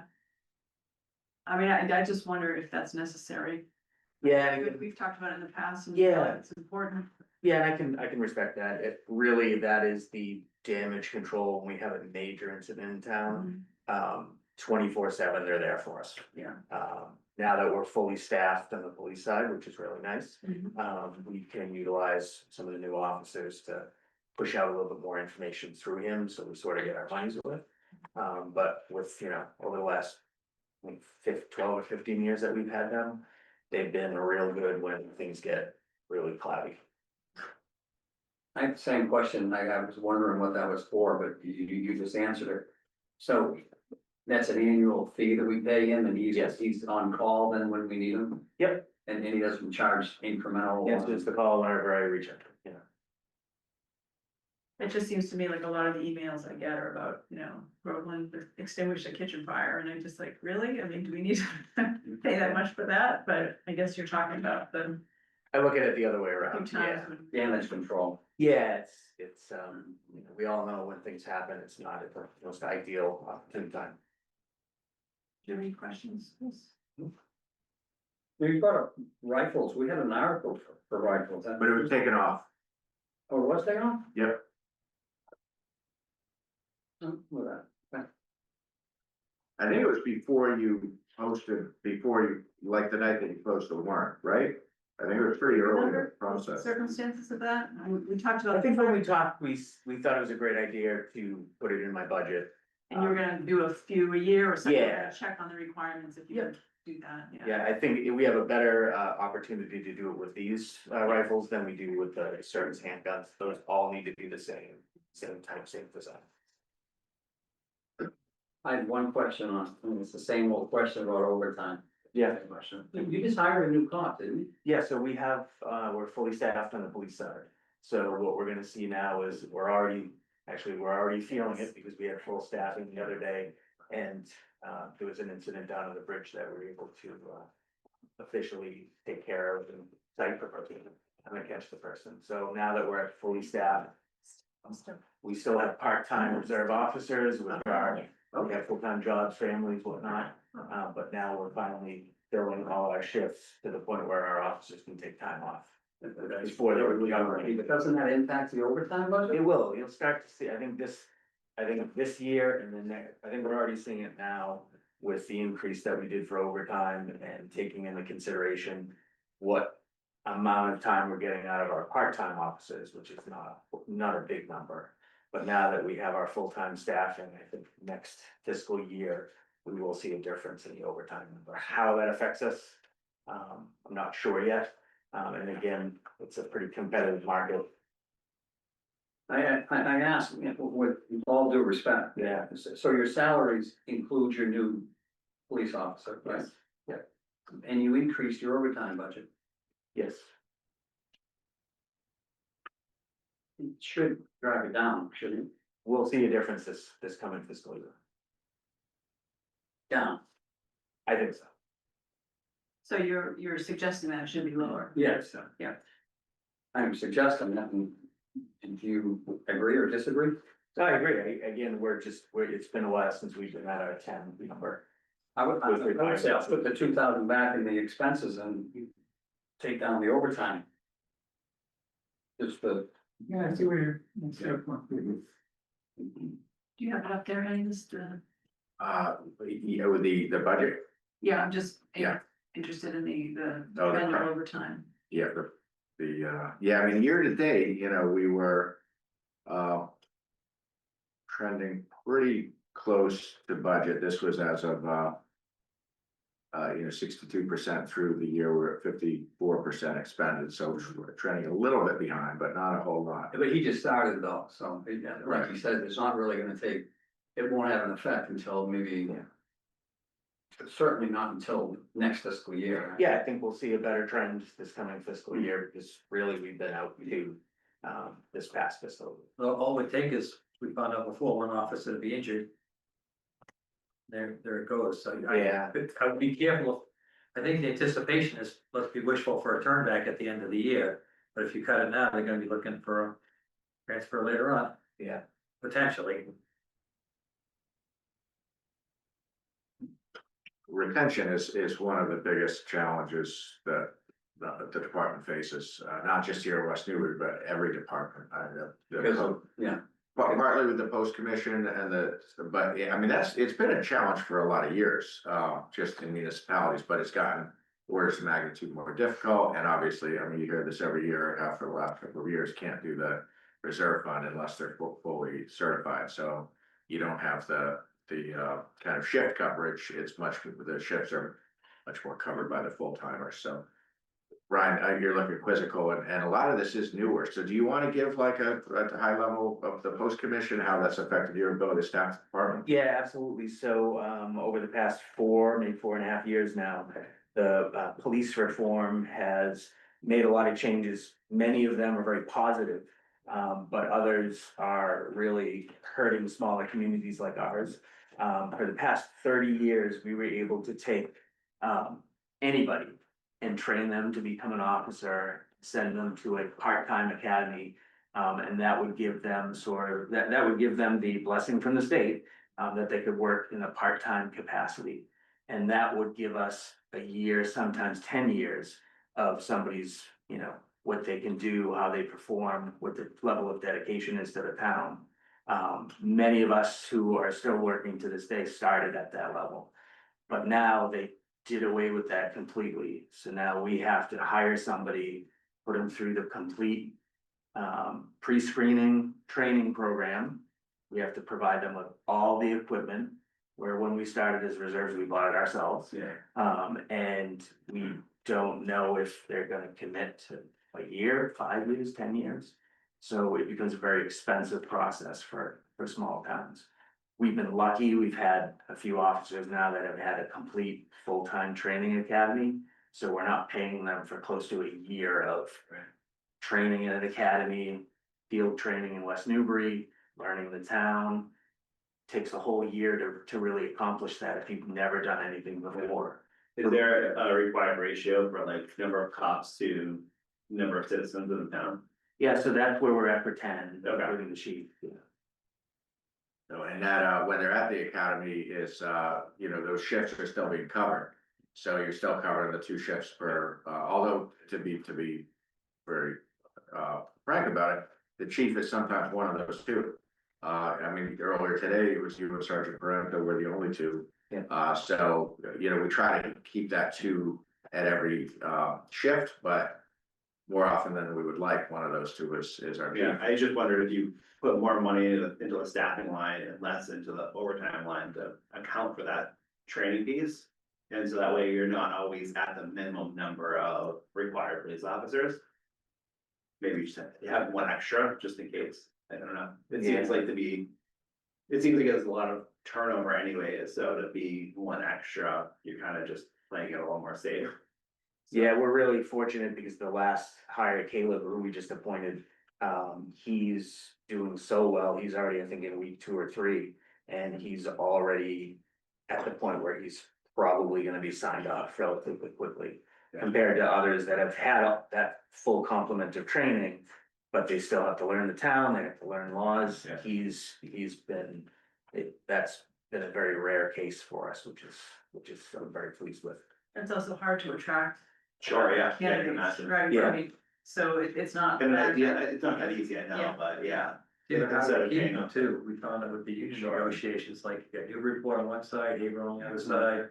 You're competing against, Cities. much bigger markets. Yeah. If the officers want that kind of environment to work in, we can't. It's easy for me to explain that this is a nice place to retire in, Yeah. but when you're down there, you wanna go where the action is. Haverhill instead of West. Yeah. I mean, really, it's the money, right? A Yeah. city can afford to pay a lot more for their officers. Yeah, Yeah, That's the one, oh, sorry. go ahead.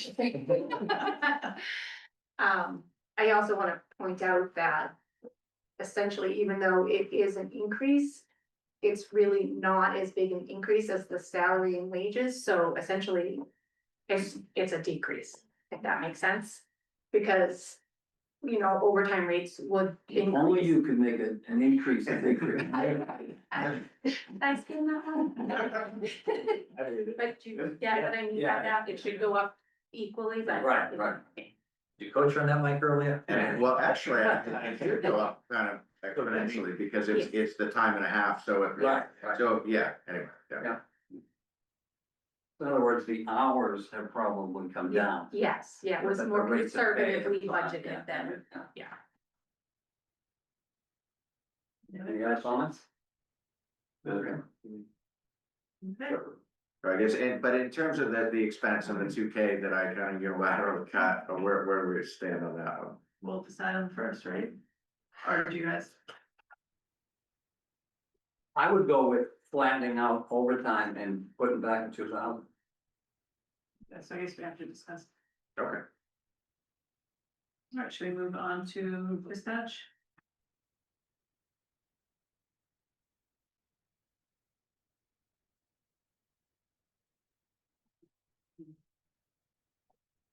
So 3.5% bottom line increase proposed in dispatch.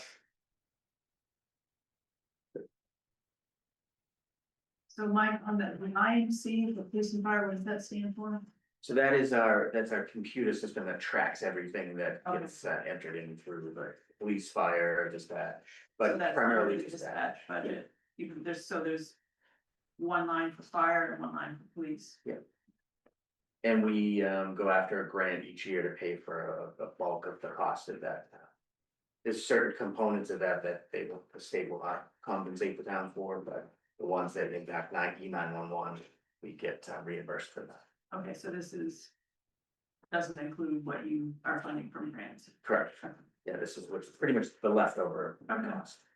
And the numbers I added again are what they're expecting for increases this year. Next year. Questions? Is dispatch also difficult from a retention perspective, or is it? Yeah. We use dispatch for a long time to attract future employees at the police department. Some were perfectly happy just dispatching, but it was an opportunity to again see that their work ethic and what they, were capable of doing, and then give them the other opportunity if that's something they want. They're usually about 50-50. Okay. Yeah. Well, just to Jim's point on dispatch. Because I had to sit on the union negotiations. We did a regional view of what other departments were paying. And so I think it was last year, the contract took a year to get through the whole contract. But in the first year, I think they got it was 13.5% raise. 13.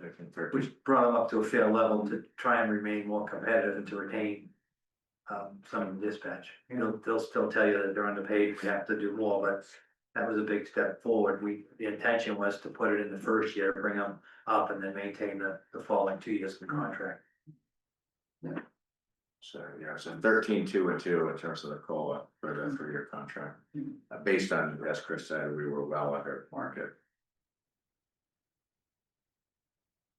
Communications, repairs and replacement, that was, I increased that just because of the trends of cost of, if a radio needs to be replaced, was double the cost of what it used to be.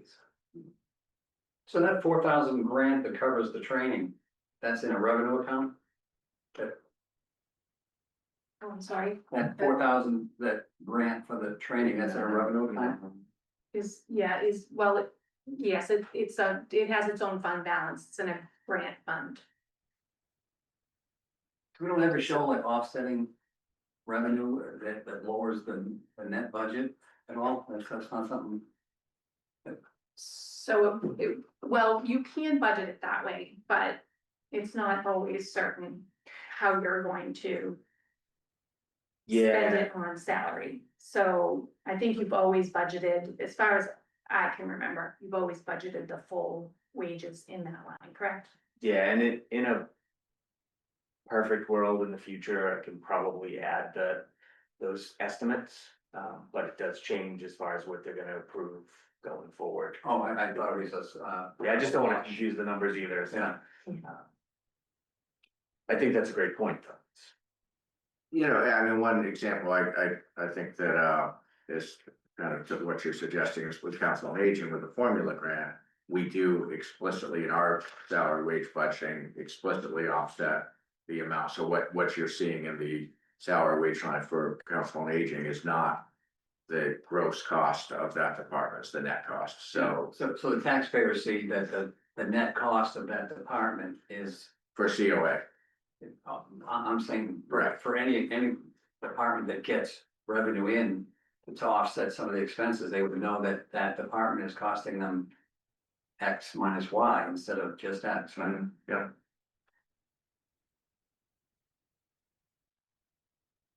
Any other questions on dispatch? Good. Yes. All right, move on to fire. I just want to give the, Yeah, the fire, you know, we've been looking at this for a number of cycles, and this year we, let me get to the right page in the packet.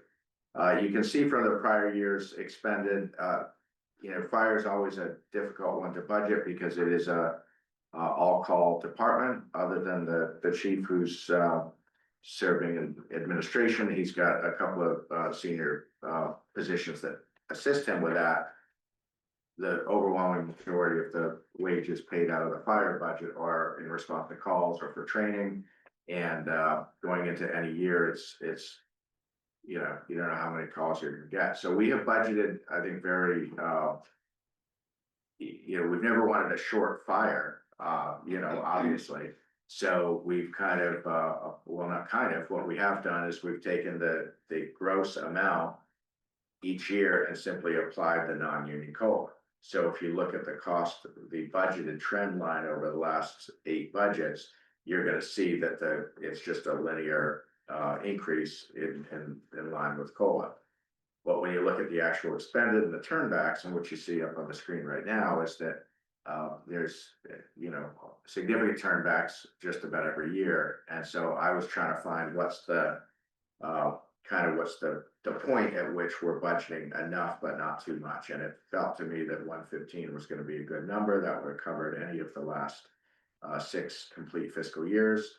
And I put my little write-up here that you know, Mike, the FinCom, if we do go forward with a you know, squeezing the budget a bit at 115, relative to what had come in, you know, from the department, did you want to think about increasing the reserve fund? But what I should have also said is, assuming the extension of the sunset article passes, we've got the unbudgeted personnel costs. So that's also something, and I told the chief, and he knows this, there is never going to be a time that we're like, don't respond to that fire. We don't have enough money, just to be clear for the voters watching.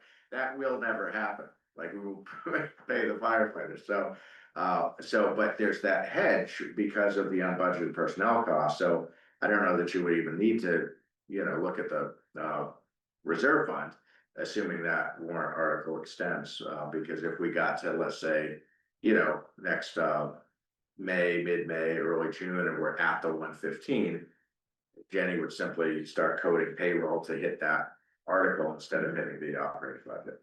How much is left in there? Because there were 2 unbudgeted. it's 51, that. Yeah, 82, I think. and the one that's proposed for extension was the 82. Okay. So And That's that what has not been touched, there's a full 82 available. That's plenty, that makes good sense. Yeah. So I met with the chief, and he's comfortable with the approach.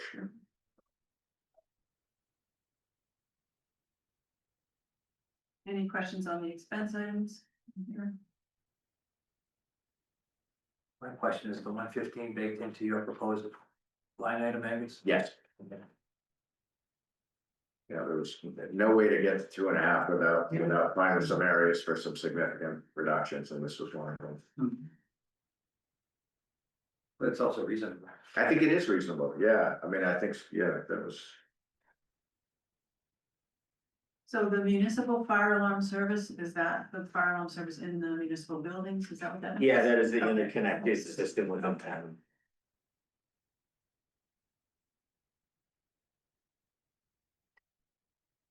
Any questions? No? I was curious, the $7,100 increase in total expenses, is there any particular place where that, any particular category where it went up? Or is it just? Software, so we're interconnected with the building department, with the inspectional department. That went up $1,000 because of the subscription fee that we felt it was important for us to pay for. And that connects our fire inspection data with Sam's building inspection data, which is fantastic. And then some of the other subscriptions that we have, a lot of what we use for communicating calls to the firefighters are done electronically. Those are subscription-based services. We're seeing increases for that. And we look to areas where we can save money in expenses too. For instance, we have to test hoses, and we have a lot of hose, considering we don't have a lot of a municipal water system in town. We are able to rent a hose testing machine from the Essex County Fire Chiefs Association, and we do all the labor, which, not we, I don't, but they, it helps with training, and it also helps us do the testing of the hose that we're required to do, so that saves us a little money in the expenses, and then we pay out their hours, you know, through training. Cause if I help them, I think it's worse. I just stay quick. Is that Dennis? Yeah, I don't have any questions, you guys? I do have, one comment that I'm sorry, I only bring it up now, but the, so on hydrant rental.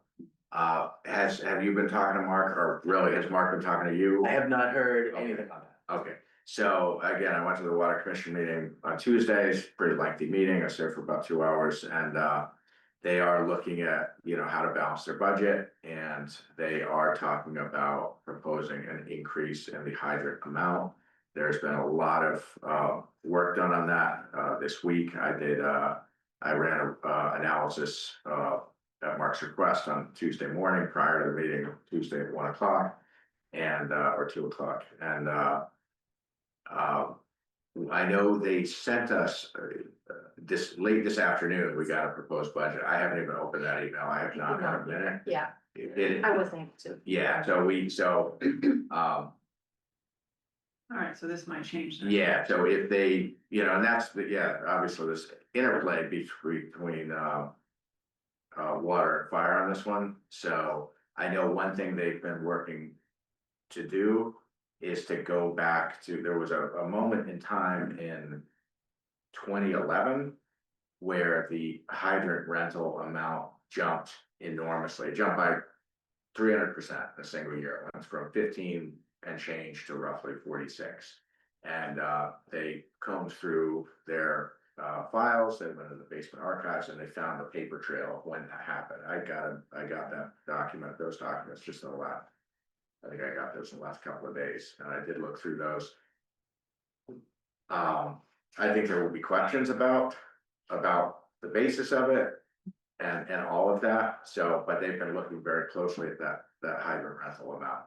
I mean, we could talk for Yeah. quite a while just on that I mean, topic. any idea of the magnitude of the change? So what they were talking, the meeting on Tuesday was going up 4%. Proposing to go up 4%. And one of the things about this, and let me pull up the expense line because it shows it, it's How many hydrants? it's 200, I believe it's 285, but I have an exact number because I asked Mark to send that to me, and I think it was about 285. Where we go. So unlike most any other line in the budget where you see changes year to year, this is one where, you know, 24, 25, 26 was the exact same amount. And the reason for this,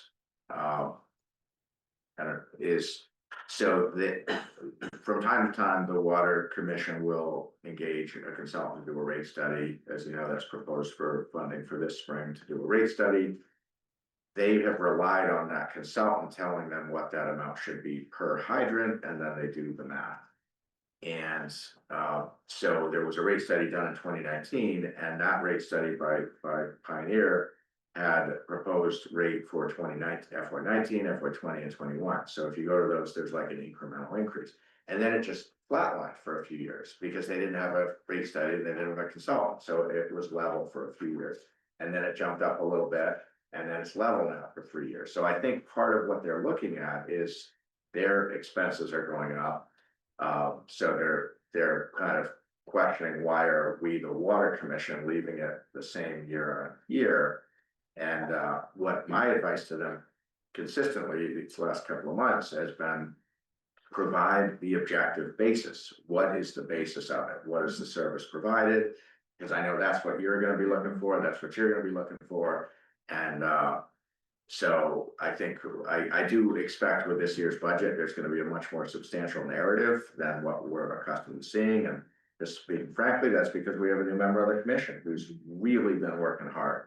Jack Haley's been in here every, a couple of times a week, like, so he's brought a lot of like budget thinking, like the dentist might think, like, you think you're a budget guy, like, so is Jack, like, he's applying his thinking to this, so can't speak for the outcome and what we're gonna get, but that is gonna be an area of pretty interesting discussion.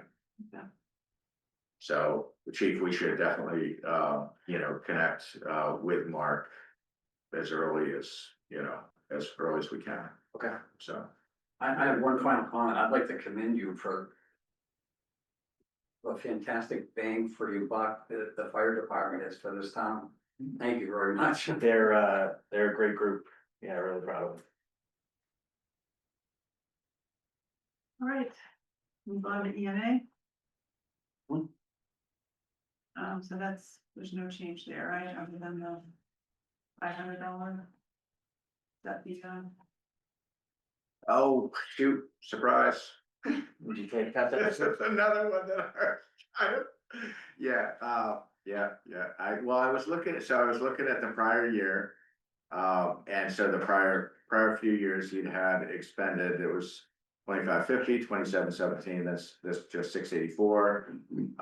And we've had that consistent budgeted amount of $3,000. So I was looking at that cost trends, and so I unilaterally squeezed it from $3,000 to 2,500. I'm sorry, Chief. No, and when we spoke early on in the budget process, I think that we're now more at a traditional EMA, which is a part of a fire department. And I think that this year, I think that's perfectly fine. I think going forward, we can certainly talk about this, but I think there's gonna be opportunity to change things around a little bit. When Angus and I talked about it, he was sort of like, oh, just leave it be. So he left it be a little bit, but I think we can talk about that future too. And there's some changes coming down from the state, probably in direct connection with FEMA, that I think things are gonna be changing pretty soon as to how our graded exercises take place, the frequency of them, if they're actually gonna take place at the scale that we're used to them taking place, we don't know yet. So I think we can sort of refine that a little bit too. there's significant grant funding here, right? Yeah. For the EPC. Okay. Any questions? Yes. Anything else? Well, I didn't get the individual, no, that's. All right, I think we are done with you, Chief. Unless you wanna hang around. So, yeah, that was a good time. I would propose, Dennis, that we skip ahead Conservation Commission. We have the agent and the chair here. Sure. Yeah, that's okay.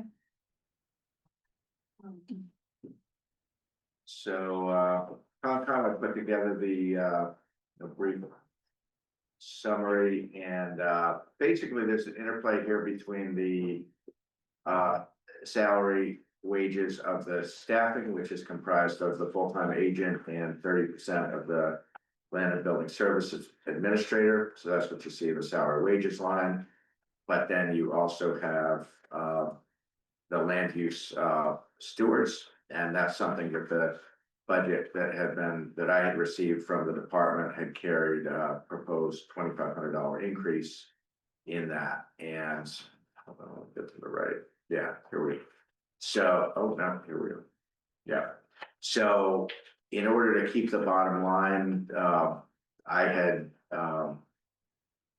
I'm suggesting that if we're going to increase the pay of $2,500 for the seasonal land stewards, I would propose that we reduce the pay in the budgeted pay of the salary wage line, not with the intent to reduce anyone's pay rate, but with the intent to draw $2,500 from the wetlands fund.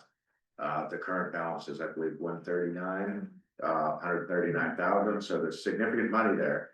Under Department of Revenue policy, in order to expend funds from the wetlands fund, requires approval of both the commission and the town manager. So the commission would need to act upon this and would need to support this.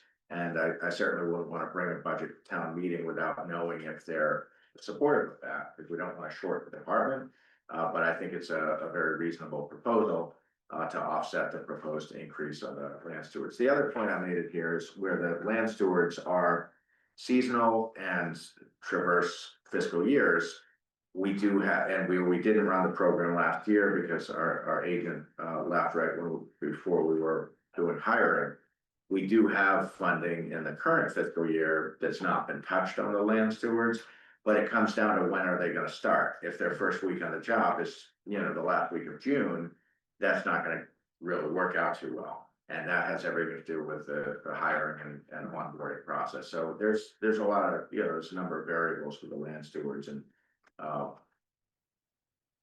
So the proposed increase in pay, is that to fund more stewards or just to offer a higher rate?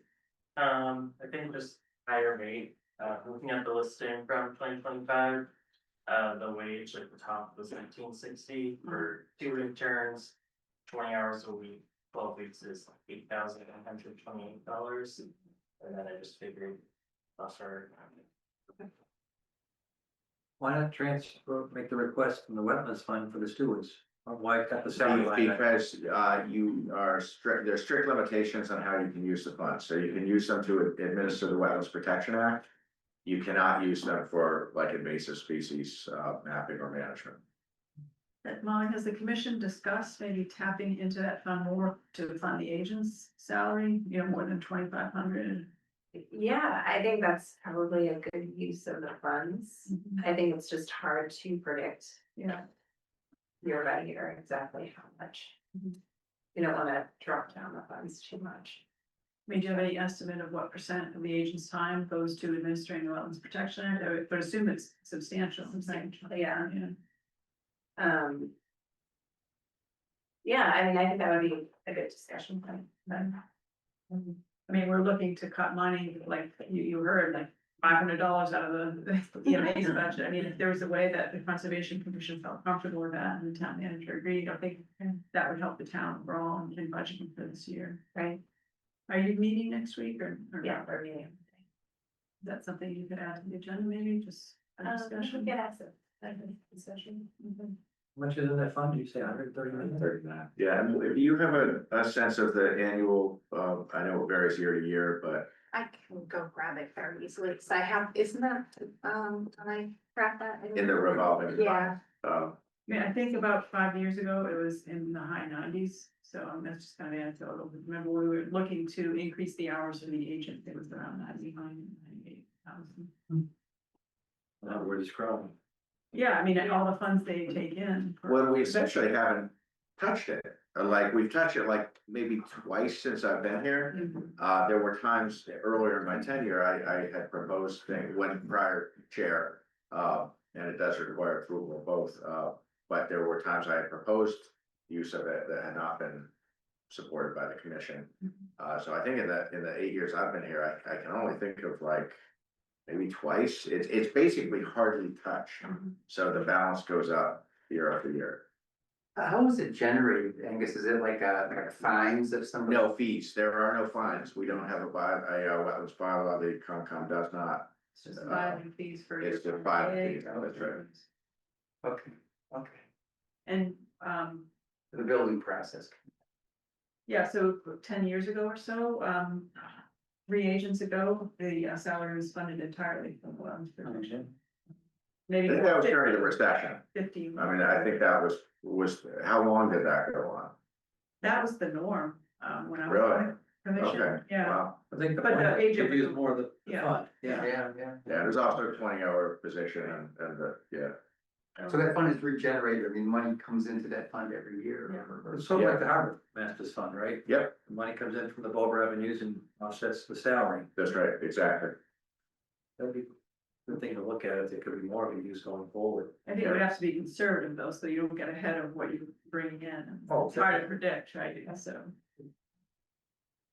I feel like we need to wait for Jenny to report, if she did go to get the information for us. No, I'm happy, I can, if that's something the commission can discuss Monday, I can get you a memo. I had Okay. put this together as part of the budget backup, and I realized I owe you guys a memo to kind of so you have something specific to chew on. Okay.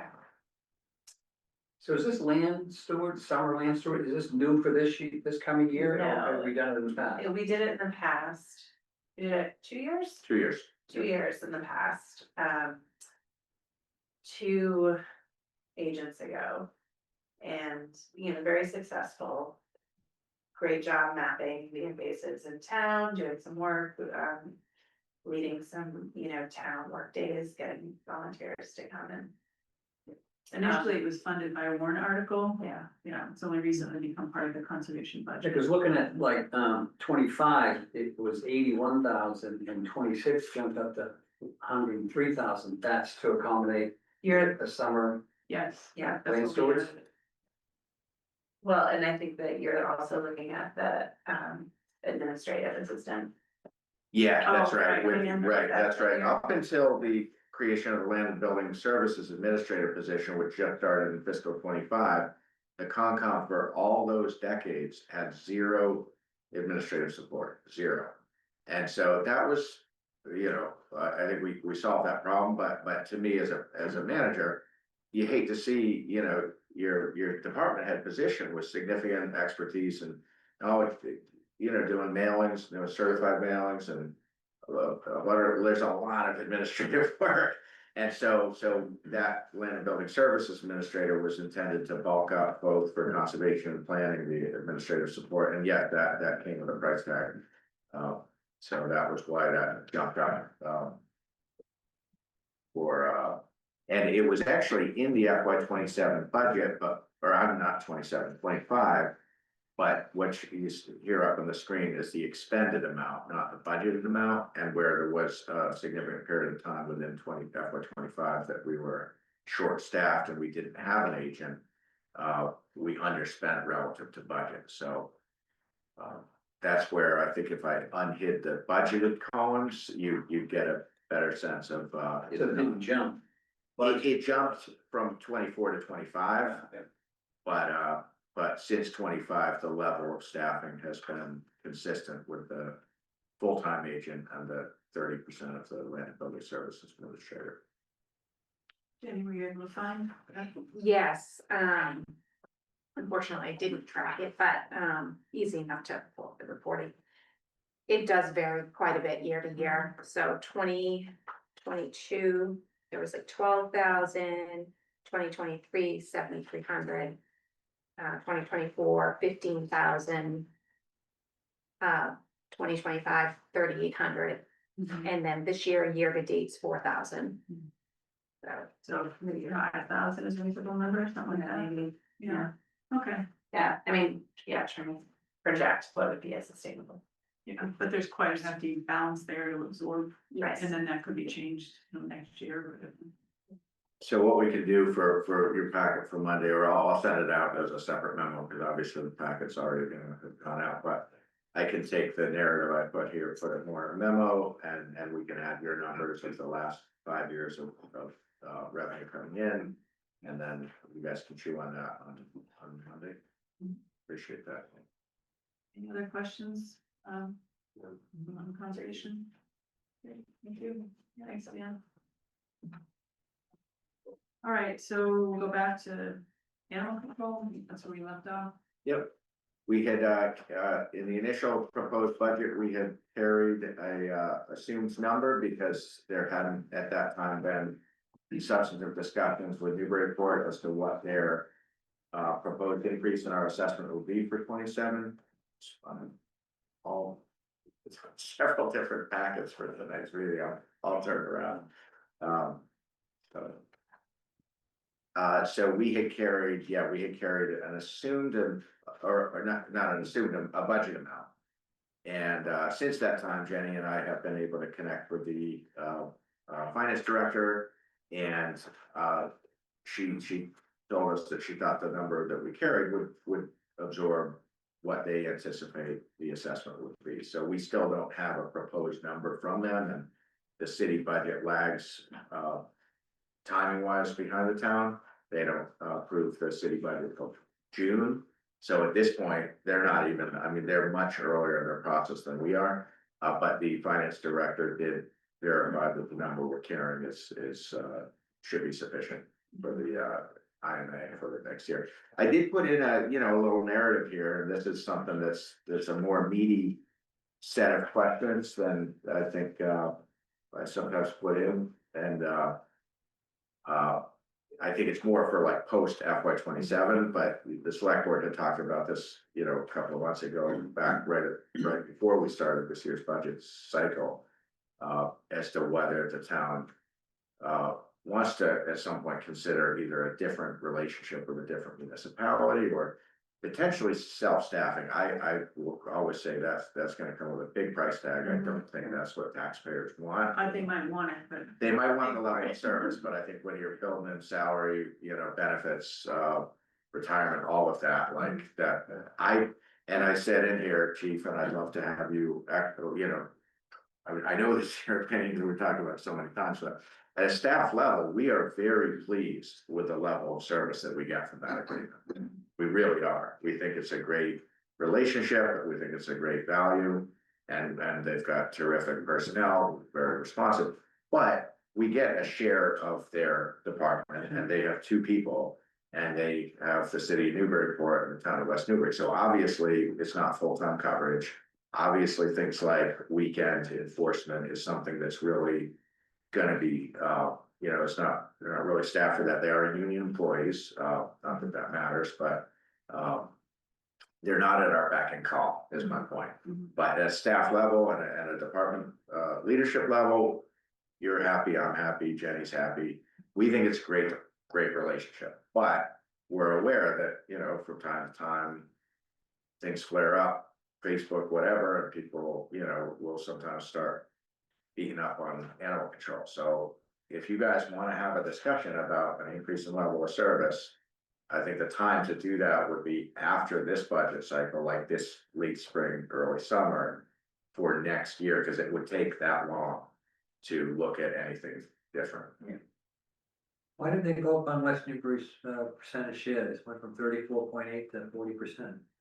Why did they? Yeah.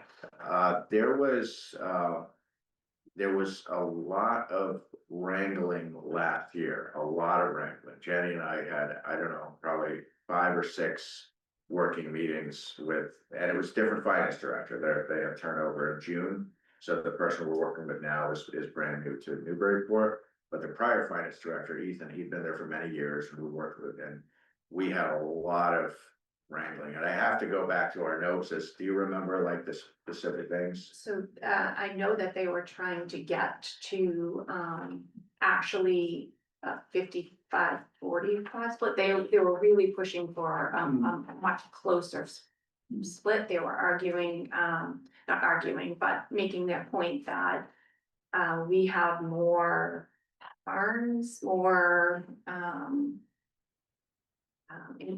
inspections or something, they do, especially, and the call volume was more of a. Yeah, the call volume was trending up in West Newbury. No doubt. So, but we help her. Yeah, and it was an increase, but it was a less of an increase than what they were pushing, so. But they had data. I mean, they were giving us data on calls, and so, I mean, we can read. No, I'm just curious. I mean, I know the population is significantly larger, but obviously there's more farms here than there is there, so. Yeah, and the level of service in terms of how often they're getting calls for mill pond or pipe stave, and How many employees do we? they have 2 in the department. 2?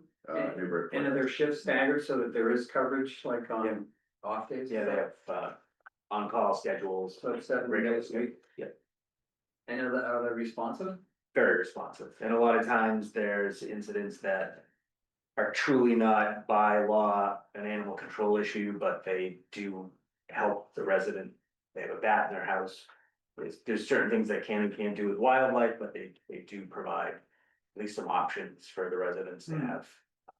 And back when we were talking about the agreement, there was talk about having regular reporting to my office. That's been happening on a regular basis.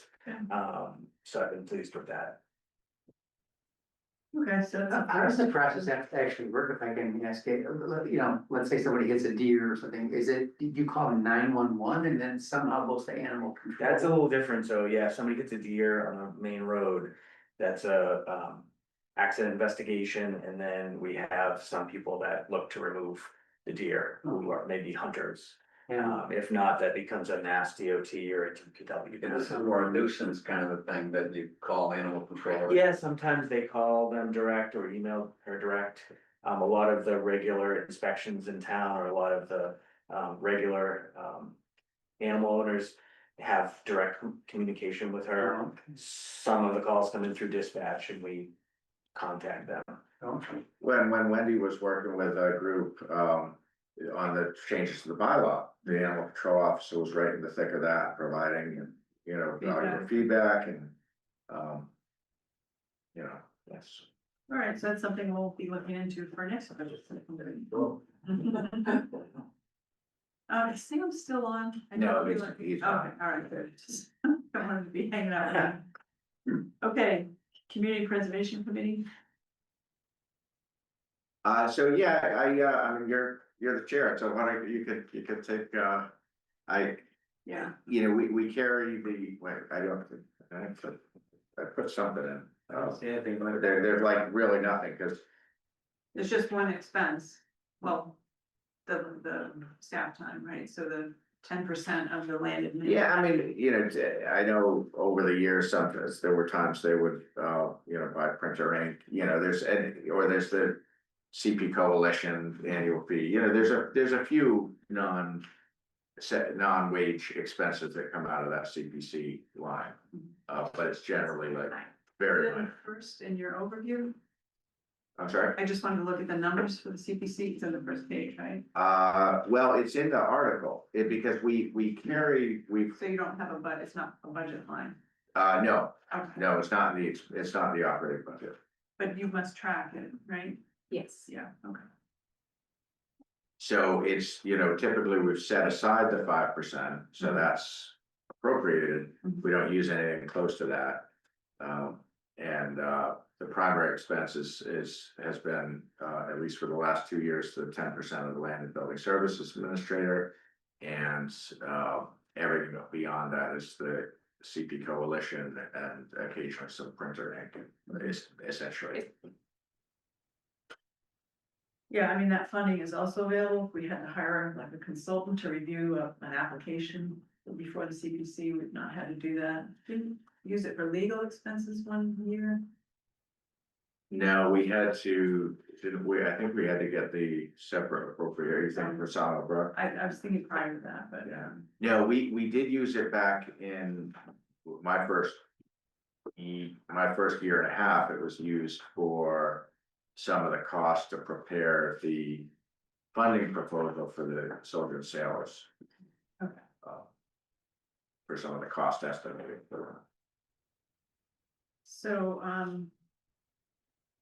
guess the question from the CPC is, you know, we're paying for 10% of the land admin services position, but really there's not that many hours to support that, so I don't know whether that's a FinCom or a CPC question. I think it'd be great for CPC to really Okay. chew on that. Okay. And so it's not really a budget question because it's already paid for, I guess, right? Right, other than that, if there was an intent to reduce 10%, Oh, it would. then that would need to be rolled back into the expense budget. So Wendy and I talked the other day, when I started, it was very different board, very different culture, but their direction to me was anything that can be paid out of CPC, pay out of CPC, because we have the money and it reduces what we need to raise by taxes.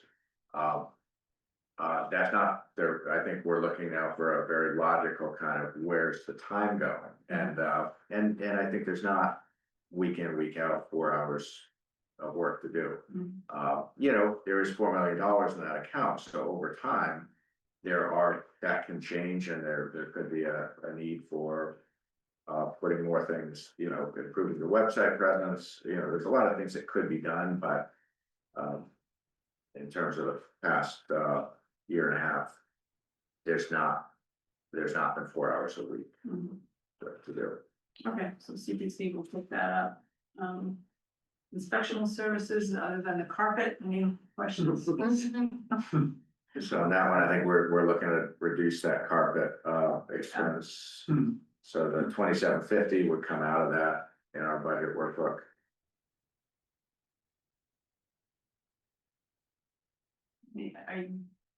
FinCom, are you familiar with the way that department works in terms of the different inspectors and questions on that? Or do you, Chris? I didn't have any. And that also brings in a lot of revenue. So this is, where's the revenue? That's the comment I wanna make. Yeah. We found out at the last meeting, that if we don't pass a certain mass general law, the town will not have ability to collect these fees.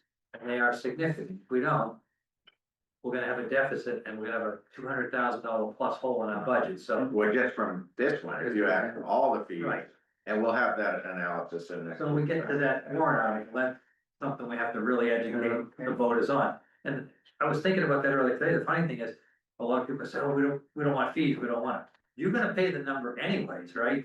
So you could be paying your tax, it's gonna roll into the tax bill if we don't collect the fees. So I could be paying for some guy to have a building permit on his house down the road. So that's the other side of the coin with these people who don't want any fees. You have to be very careful with that at town meeting, because this is the number of people, no fees, no fees. Well, we're going to pay for it one way or another, because we have an inspection department. Better to have it come out of a user fee than a Right. fraud. Yeah, right. Any questions on inspectional? No. All right, Board of Appeals. This one was zeroed out a couple of years ago. There's not been any issue. If a ZBA member ever needed to go to a training, Sam would have drove that, so that's worked out well. All right. That means we've concluded the budget for tonight. So we have two discussion items remaining. This we kind of just lead in on that. Yeah, and this is the exact, I mean, I had presented the same information previously. The reason I asked Dennis to put it on the agenda again is simply because we want the word to get out in the public for exactly the reasons said. We don't want this to creep up on voters at town meeting. And you know, that's incumbent on us to continue to, you know, I think at some point we could do I don't know, a standalone forum, or I've thought about doing like just a brief 3-minute blurb, like just talking to the camera and put that out on social media. We're talking to Adam Stone, actually. Adams, he keeps telling me, he's like, I'm ready to do it. I'm like, I'll tell you when I have 3 minutes. I just haven't had 3 minutes. But I think when people understand it, I think my opinion is it will not be a political issue. It will be, of course, there's not a municipality in the Commonwealth that doesn't charge fees, and the fees are fair, and they're regulated by law, and they're governed by, they have to correlate to the staff time spent, like, it's not what it was presented by some, so. But that's on us to do the education outreach, so we'll do that, but you can either adopt a mass general law to empower the municipal officials to set fees, which is how it has been done forever in West Newbury. Or you can have a bylaw that sets the fees, and that will be before the voters. We have a very good draft. The town clerk's done a tremendous amount of work on that. Hundreds of hours of work, staff time since the fall town meeting, because this M.G.L was not passed, hundreds of hours of work and counting on this bylaw. So, and what you will see, and it'll be in your packet, is a roughly 12-page bylaw enumerating every single fee in every single department. And so if the legislative body of its infinite wisdom wants to be debating that item every single spring for the next however many years, anytime a department wants to increase a fee from $1 to $1.50, then that's what we will do.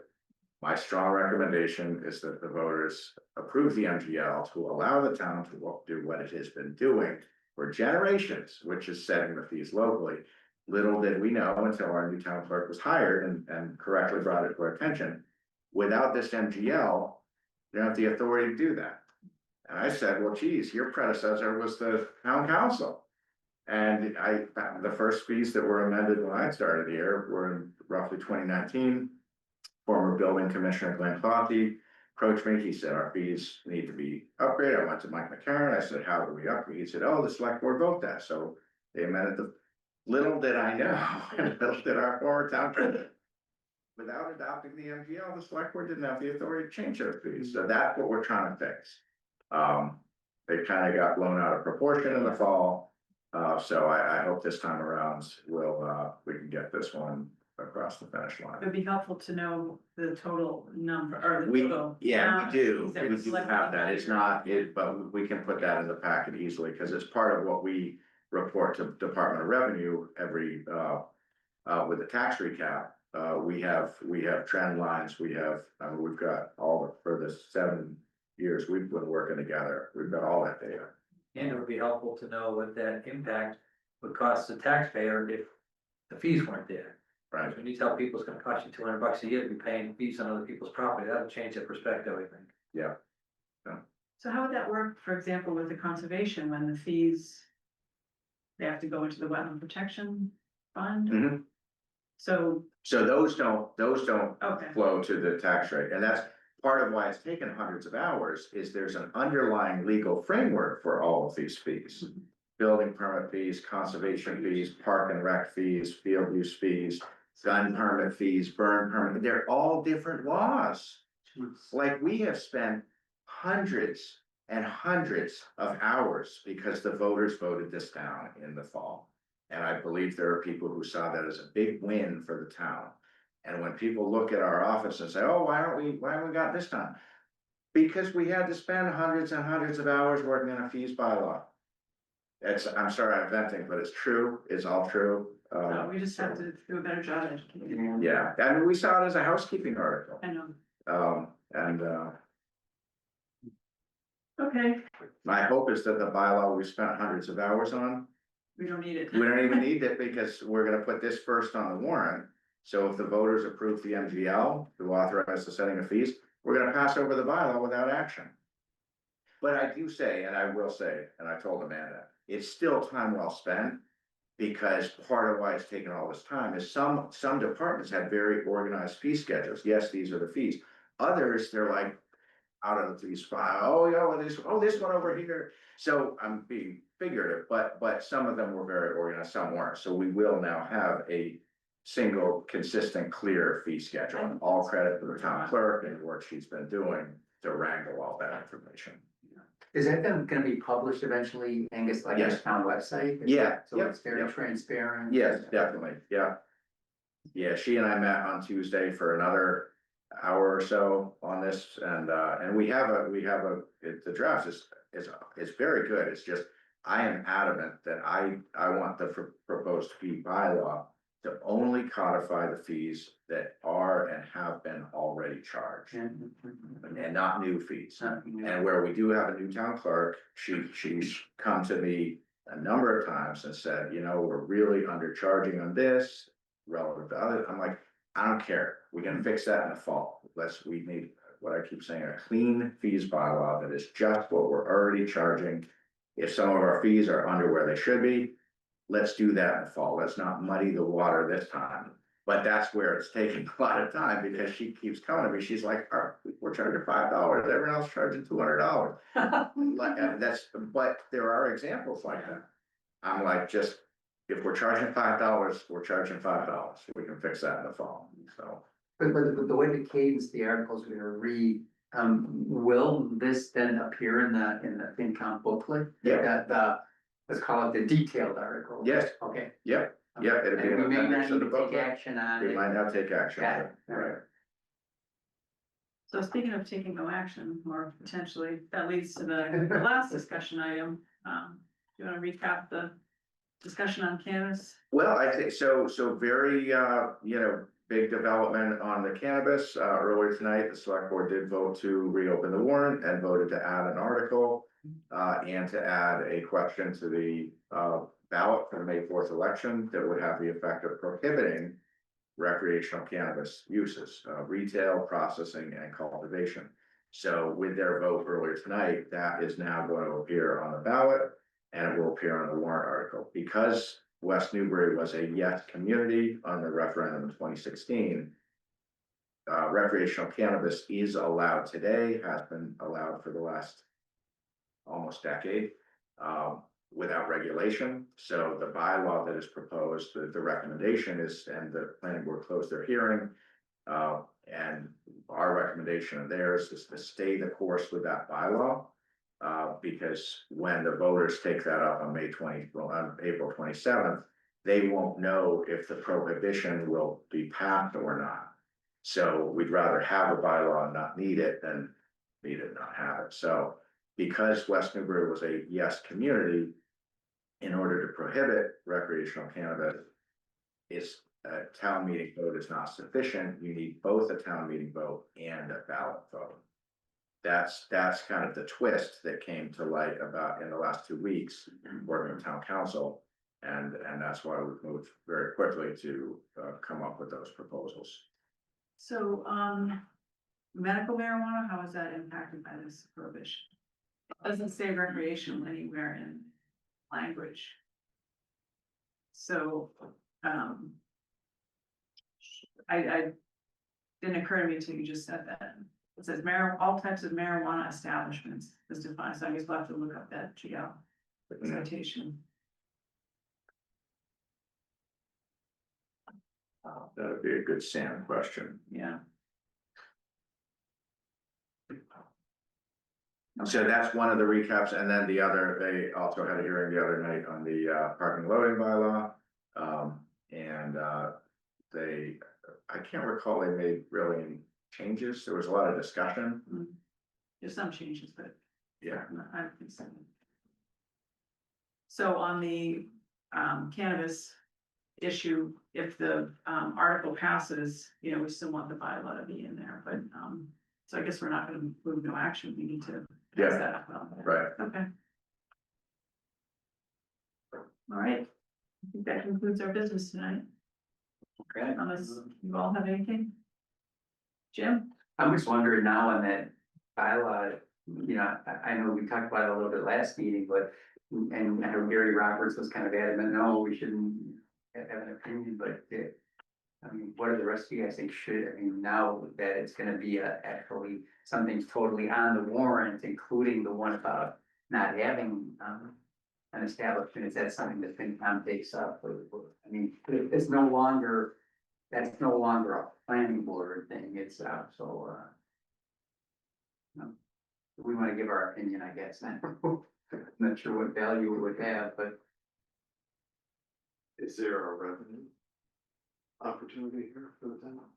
I mean, It's establishing a zoning. Yeah, I mean, theoretically, I think the market's pretty saturated, and we don't have any reason to think there's retailers beating down the door. I mean, the fact is, if there were, they could have beaten down the door any of the last 10 years, it's been unregulated, There's so, no revenue increase because they could do it now right, easier. easier, that's right. The other thing I was looking at, there wasn't a map as to where this zoning district was identified. So there was one up in the planning board. It's not part of the bylaw, but it's basically the downtown. business Yeah, district, yeah. The church, 150 feet from the church is the main drag right through the center of town there. Yeah, I would think that would raise some havoc with some people. it did generate some controversy. Yeah.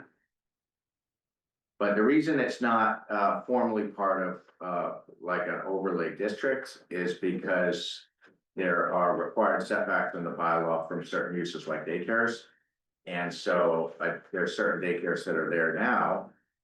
They could move out, other daycares could move in on different parcels, so you can't have a district because it's gonna be constantly evolved with change in land use. So Sam, I think, put it really nicely in his comments the other night is, you know, in order to know where it's allowed, I don't need a zoning district, I need a tape measure. Because it's an Yeah. offset from another land use, it is not fixed in stone. So, Yeah, it would look very confusing. does that help at all? Well, here's where I'm thinking is that, I'm glad it's gonna be before the voters, but I think it might turn into one of those big issues that we don't really anticipate yet. And we might get a lot of discussion and debate at town meeting, you know, We talked earlier here that when the state had that mandate to vote. I had no understanding, and I know Right. most people did, that if a town or a city voted for that, then you had an obligation to pass this zoning. Correct, I was surprised when I heard that at the hearing. I think if people knew that today, it would change the vote Yeah. significantly in a lot of places. Yeah, I wasn't aware of that either, Kristen, when it came out yesterday at the hearing, I was like, okay, I didn't know that, yeah. Well, I guess that was one thing I was confused about. I mean, it doesn't require us to pass the zoning, that we're proposing that in our interest to manage what comes into town, right? So I think that was not explained well at the planning board meeting. So, But I don't know how the law has changed since that that's ballot true. vote, because all I know is that, and this was alluded to in the earlier conversation, is that the attorneys who work on this say that the law keeps changing, like even Nicole Costanzo, who's the KP specialist, has said, like, it keeps changing, and when she was out sick last week, so it took a few days to get the response, but I had to call her land use counsel, Robin, and you know, she's our land use counsel, she's great, she knows a lot about a lot. And after she said, I don't touch that with a 10-foot pole, you're gonna wait till the culture, because it's so, and Chris made a great point earlier that when the voters voted, like, it didn't say anything about that, so who knows what, you know, how that changed. Probably Nicole could probably tell us. all right. So I don't know if you heard your answer, but it sounds like. Yeah. It sounds like, it almost sounds like it's still too new. And there's a lot of moving parts, or there's gonna be more changes coming.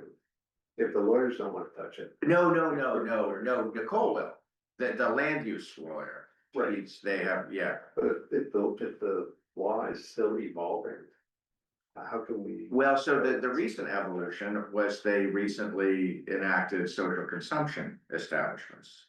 So that's a very recent change in the last 6 months, I think it was like, sometime in the last 6 months. The state cannabis control commissions have created this completely new category of uses, which are essentially bars, but with no alcohol. They can't have alcohol, it's all cannabis. So, but that's something that in the memo that was in tonight's select board packet, you know, I think Nicole did a nice job of making that one really clear. So the on-site social consumption, which is brand new, a community must opt in and vote to allow it. So this is not one that's one of the automatic. So, yeah, this memo was in the select board packet, not in your packet. But now that it's gonna be on the warrant, we'll put this memo as the backup to the article. But I mean, I just wrote this Tuesday night, like, it's just been like, we've been busy. I'll offer I spent 10 years living in Amsterdam, so you have to use me as a consultant. Do the rationale. I know all about those places, I've heard about it. What you're saying is this is a result of marijuana use, Jim? All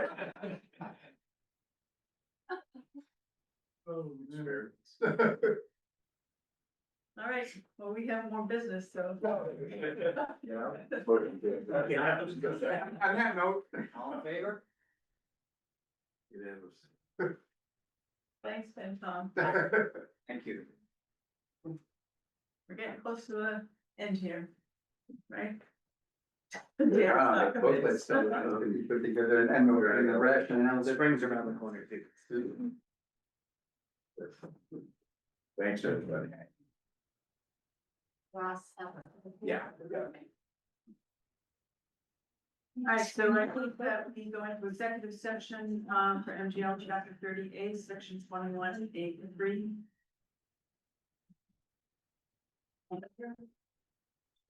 One? Yeah.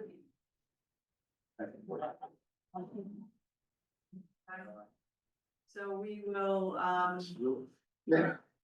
return to open session for the sole purpose of adjournment following executive session.